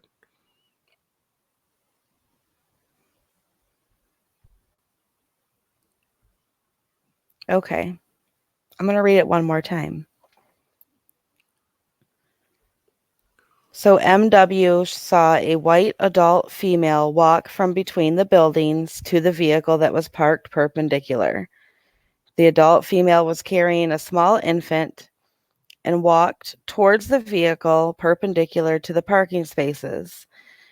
MW saw a female exit the front passenger seat and greet the adult female who was carrying the small infant.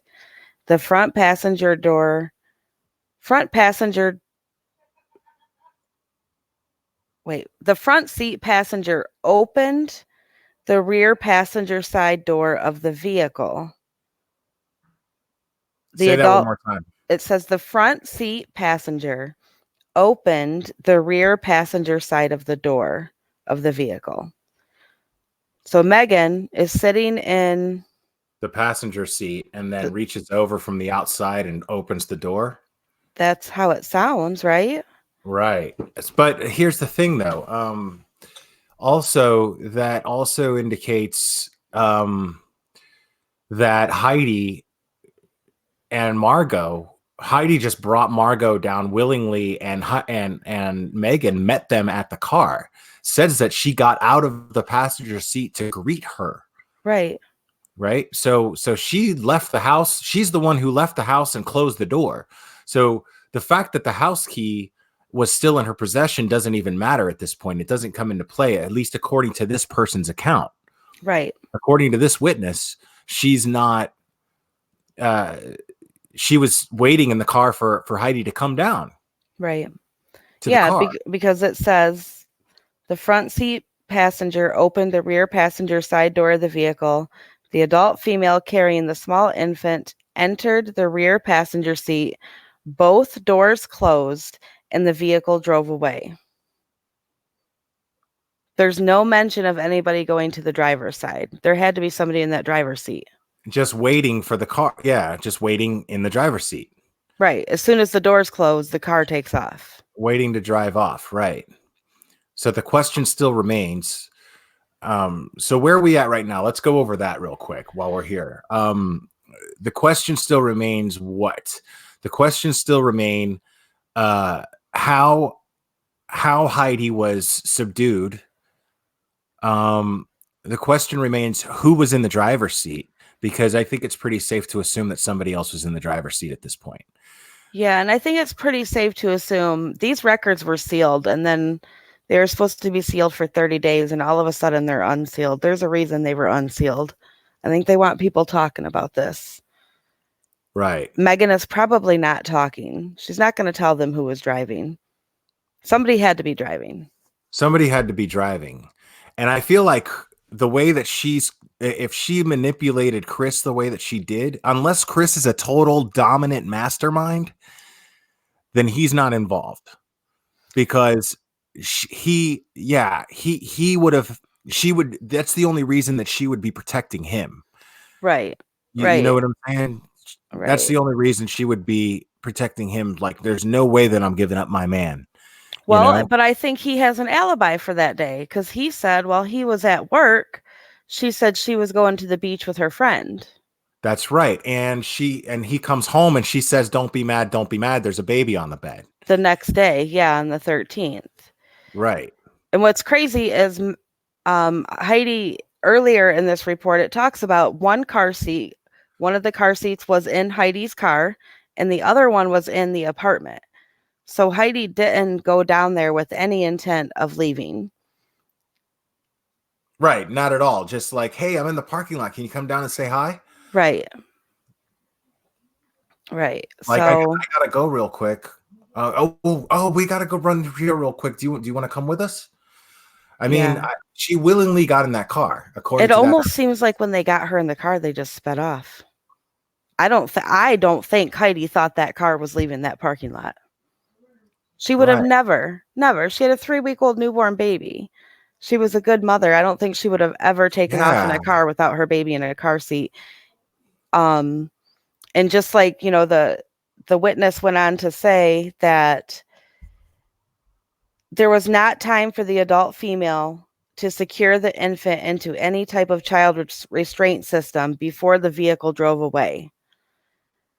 Which means it happened so quick. Like, Heidi got in the back seat, the doors closed, the car took off. Where did Magen sleep the night of the 12th? Amy's asking. I want to know that too. Where did she sleep the night prior to the disappearance? Yeah, that's a good question. I want to know where Magen slept, what she was doing, because and this was clearly planned out for months. Yeah. This was clearly planned out for months. Yep, it had to Not be. not very well, but in an irrational manner. Definitely premeditated. Um, beyond premeditated. Yeah, the premeditation is sick. It's on so many different levels too, because it appears that she was premeditating, against her boyfriend that broke up with her. Like, oh, this guy doesn't want me. I better say I'm pregnant. And it so conveniently happened that her and Chris broke up right when Heidi was finding out that she was pregnant. It's crazy. Let's see what Danette says here. Danette says the only plausible answer is if she was alone. Magen, she means, is that she jumped over to the driver's seat and took off. Well, yeah, we talked about that, but I don't think so, man. I don't think so. I don't think that happened unless Yeah. she was. Yeah, why would she do that? If she's trying to make a speedy getaway, right? If she's Right. trying to make a speedy getaway, she's going to do one of two things. If she's alone, she's getting out of the car, she's getting out of the driver's seat and getting into the driver's seat, through that door, because it's the quickest way to get in and out. It's the quickest way to get in that position to be able to drive off. But I like what you were saying too, Danielle. I like what you were saying as far as like she would not have just left that, not even left that parking lot. Right. Um, and the only way that's even possible is if she sped off and then somehow was subdued as they were speeding off. And you can't drive a car and do that at the same time. Right. Well, and you also have to think that Heidi was under the impression that Magen just had a new baby. Right. So what's Heidi going to think when she gets in that car and there's no baby? Or, I mean, what else is there? What about, hey, oh my God, it just hit me. So here you go.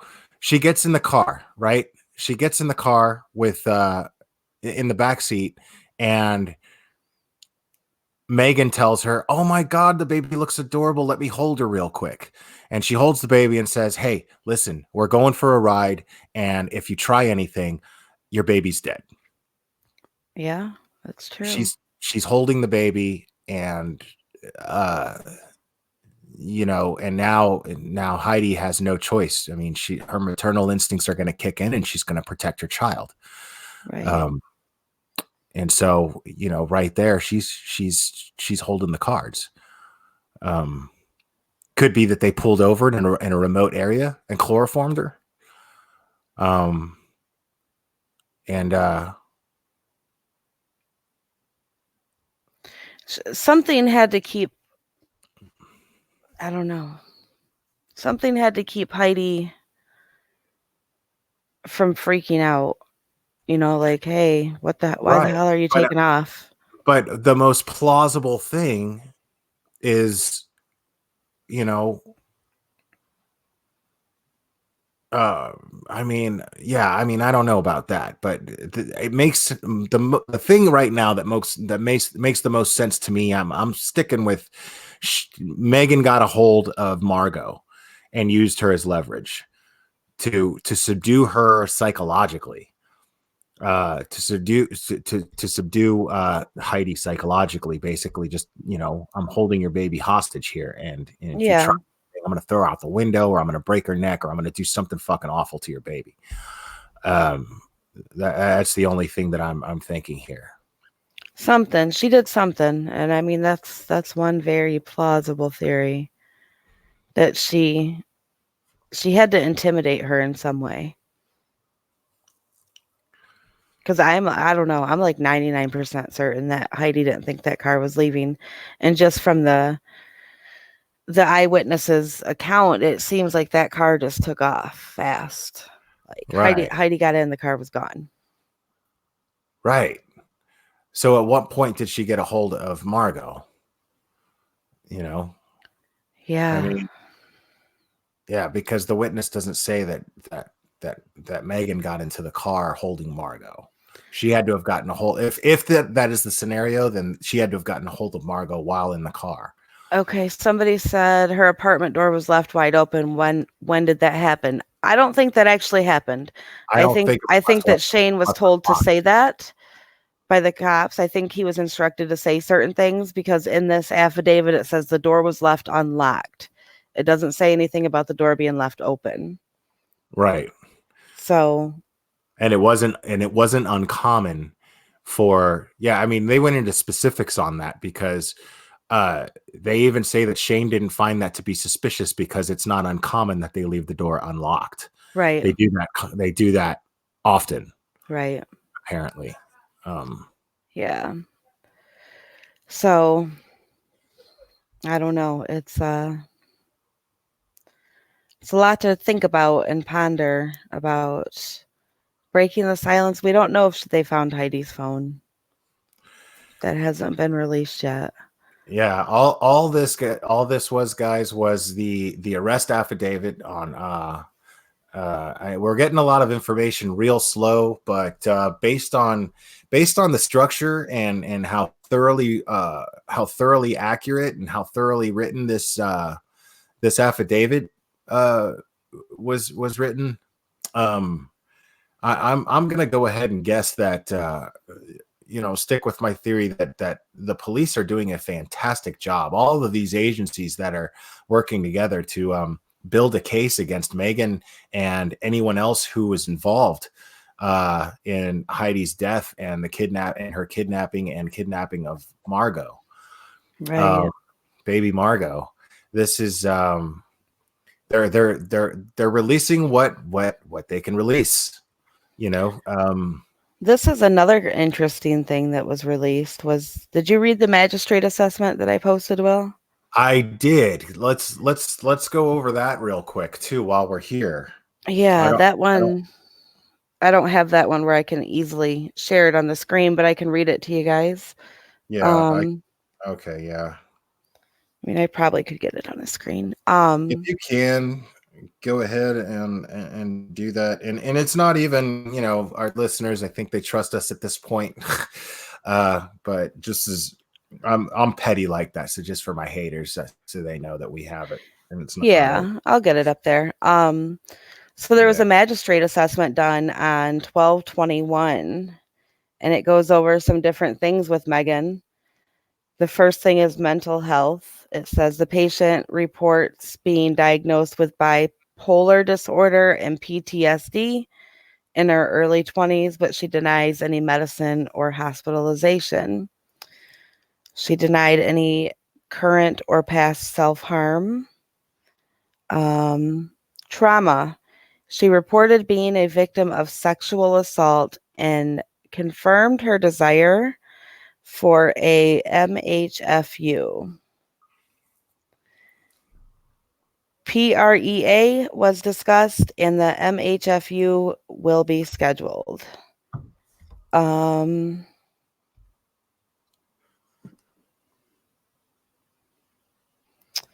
patient endured situational depression and anxiety and denied additional mental health symptoms.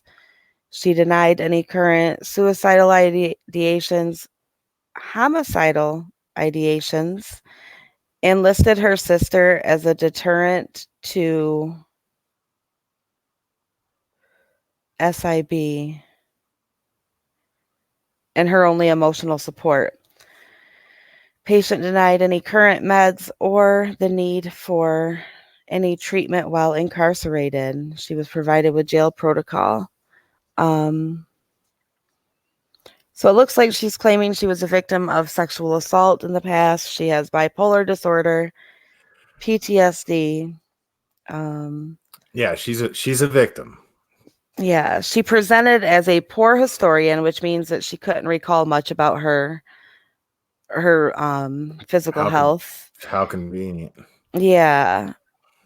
Unreliable, unpredictable, impulsive, lacking insight, emotionally volatile, and with minimal coping skills. Do you think? She was assessed for imminent risk of self-harm and harm to others, with moderate concerns found, and will be housed for safety. Oh, her level of functioning was listed as a 6. Severe difficulties with level of functioning based on moderate cognitive impairment or emotional distress. Short-term risk to maintaining safety of self or others, but no immediate risk of harm. Has ability to maintain functions of daily living and self-care.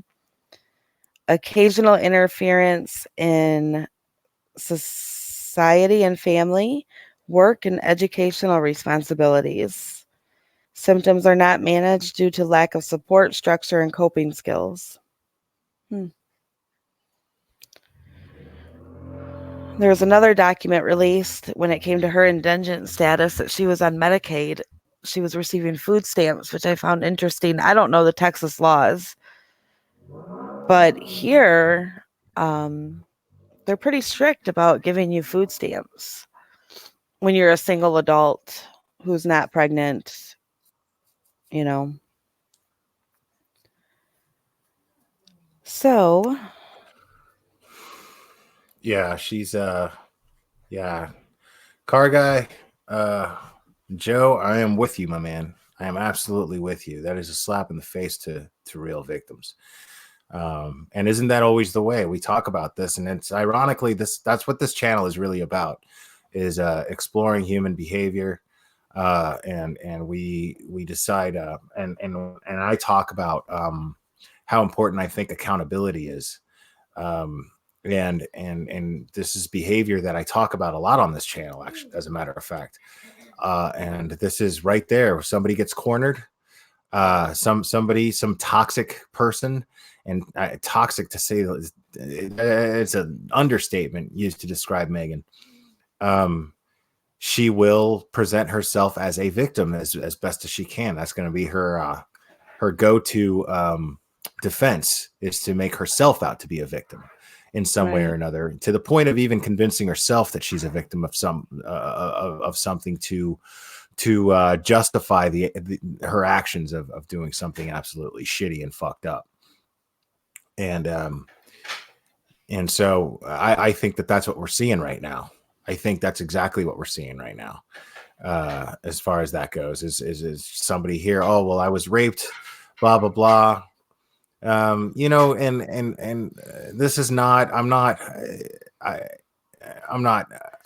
saying that people who were raped are not victims. That's not what I'm saying at all. Not even close.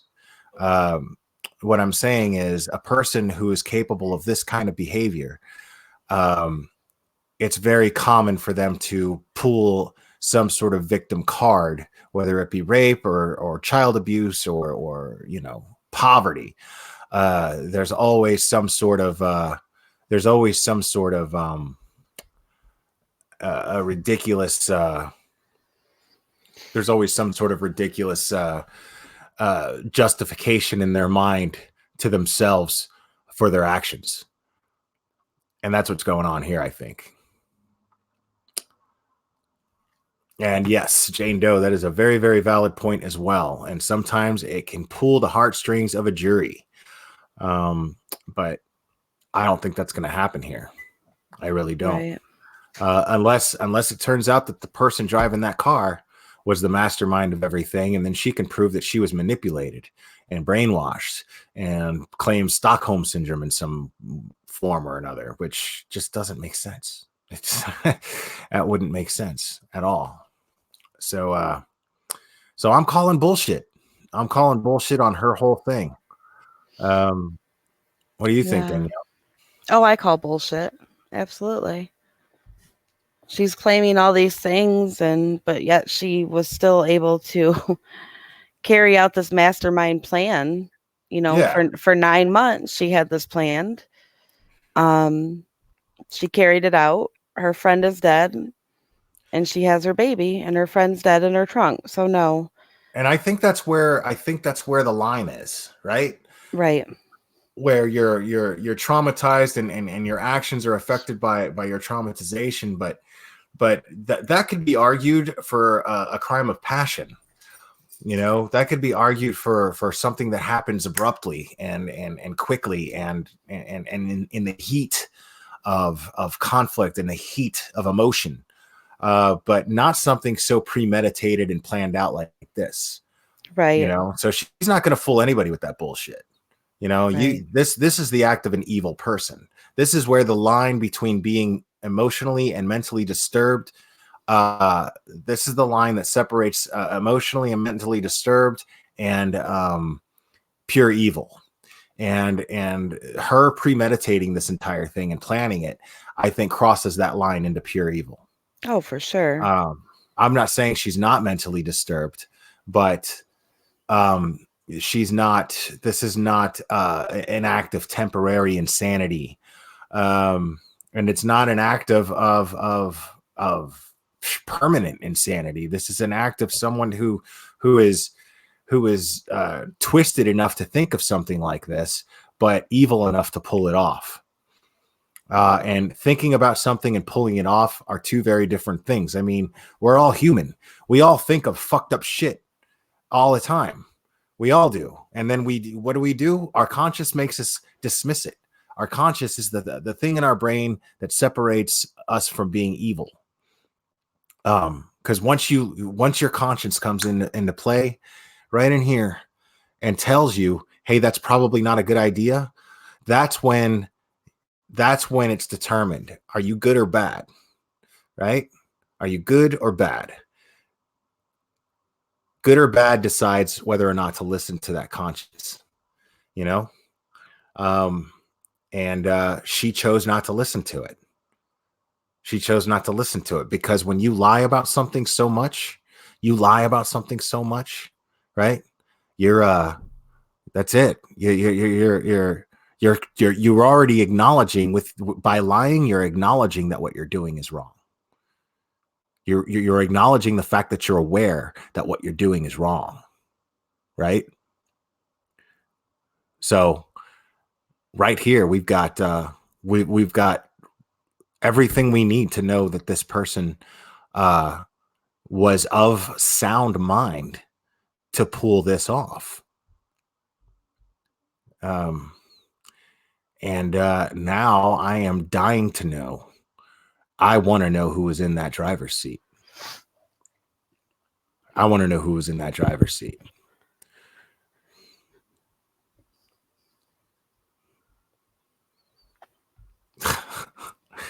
I wouldn't call that comb over gorgeous though, Holly Loathe.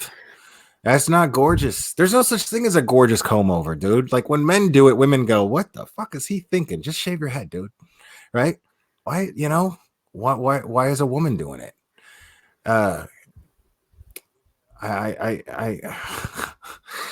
don't know, man. This is a woman who's she's fucked up on a lot of different levels. She's got poor judgment.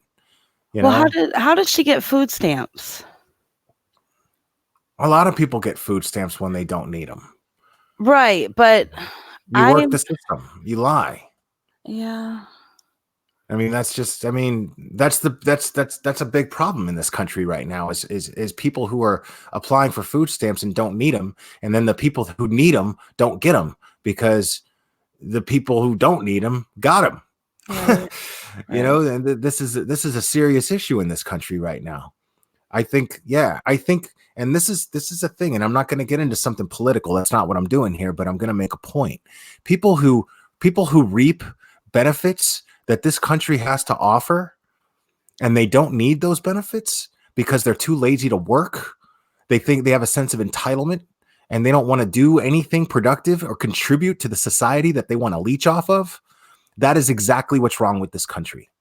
This girl claimed to be a wedding planner. Could you imagine her planning your wedding?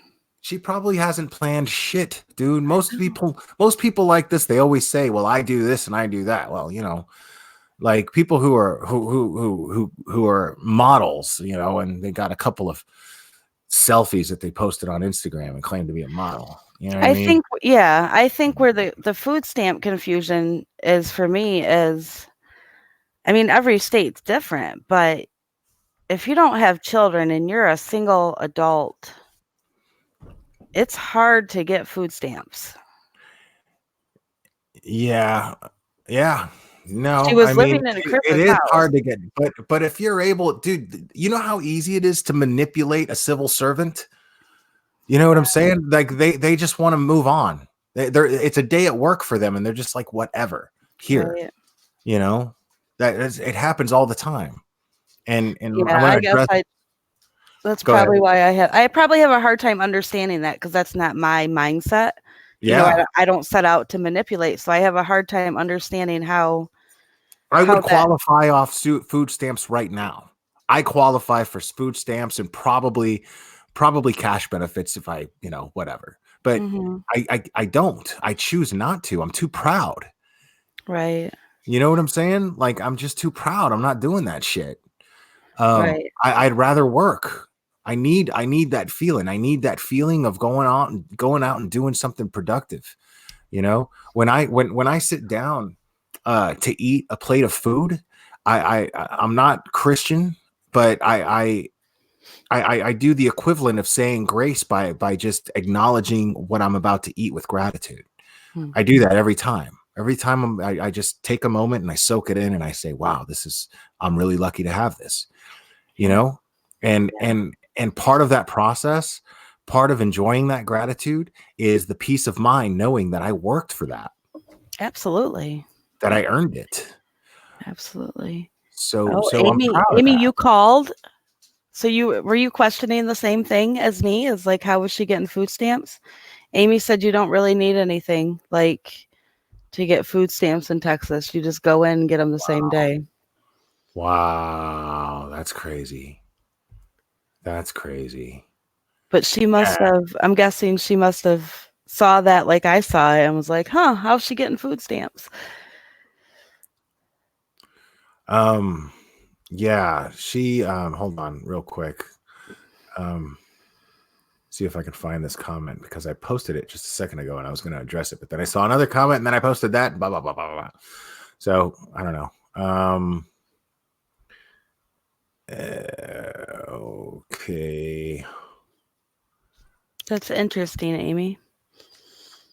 Hmm. I don't know. Texas has an emergency expedited process, same day with promise of providing information later. Re-interview. Huh. Right. Yeah. So, is there any other thoughts you want to add, Danielle, to this? I don't think so. I think it's a lot to sit and look at and think about, and maybe we can come back and discuss it again. Um, Yeah. So guys, I want to thank everybody for coming on and but especially you, Danielle. I really, and Amy for all your legwork. You're the best mod ever. Um, but yeah, Danielle, thank you so much for coming on here. Guys, no problem. I'm not a true crime channel, even though I'm covering a true crime case right now. I just wanted to follow through with this case because I had started talking about it, and I can't stand when creators start something and don't finish it. And I know a lot of my listeners were looking for some more information as this case had developed. So, but Danielle here is the expert, and she was so kind enough to be able to share this information with me and with you guys and obtain this information before anyone else, and uh, and provide us with this to talk about. And Danielle, I don't have the words to express how grateful I am to you for that, and just for being a good friend. Oh, you're welcome. You don't have to thank me. That's what friends are for. Yeah, but anytime I get into a true crime case from now on, now I'm going to keep talking about this case on this channel. And Danielle, I'm sure you're gonna, at least I hope you're gonna continue to join me here. Oh yeah, Um, for sure. We started it here on your channel, this case, you know. right. But in the future, any future cases that catch my ear and get my wheels turning, um, I'm gonna go ahead and I'm gonna leave that to Danielle. And anytime we talk about it, it's gonna be over her on her channel, Real Massacre Talk. So guys, make sure to like and subscribe to Real Massacre Talk, because Thank you, she, Emily. she is incredible with covering cases, obtaining information, and really just sticking to the facts. And I'm honored to know you and to have you as a friend. I don't have the words, honestly, to really express how I feel about it. Thank you. I'm honored to be your friend as well. You're pretty awesome yourself, Will.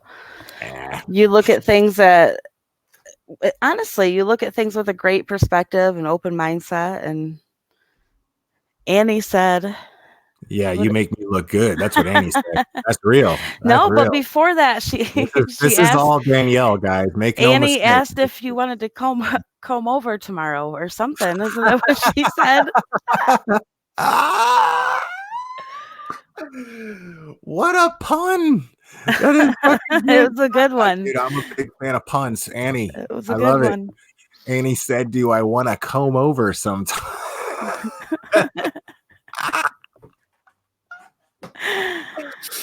Dude, yeah, dude, I love it. I love it. I love it. I love it. All right, guys. On that note, we're gonna call it. Guys, don't forget to like and subscribe to Real Massacre Talk. And show a little love to a couple of my other friends, great creators. Antimony Lane, like and subscribe to her if you can. Can somebody in the chat go ahead and look up their channels? I want to drop links to Antimony Lane's channel because she's been really, really helpful. And we've been kind of collaborating a little bit, and she's involved in a case right now that's really, really it's about to blow up. The Which case case is that? Is that the she's directly involved in it. As far as, I mean, she's actually currently in direct contact with the person that's being held and is about to face trial for this murder. Yeah. Wow, I'm gonna have to get caught up on that for sure, You're going to because need to get caught up on that. I'm dropping her channel right now for you guys. So go ahead and like and subscribe to Antimony Lane and Once Upon a Crime in the West, man. If you guys are just looking for some laid back true crime, it's not going to get you all pissed off. It's not going to get you all, worked up. Check out Once Upon a Crime in the West. She talks about the older cases that are kind of still cold, like, and the more popular ones like John Benet Ramsey, cases like that. And she's hilarious too. She's really, really fun to watch. So go ahead and give her a subscribe. And if you're new to my channel, go ahead and subscribe to this one. But I really, really appreciate everybody being here, and I had a really, really good time with you, Danielle. Thank you so much. No problem. Thanks for having me. I had a good time with you too. Bye, guys. Dude, anytime, anytime. Absolutely. All right, Alrighty. guys. You guys have a wonderful rest of your evening, and we will be seeing you real soon. Have a good night.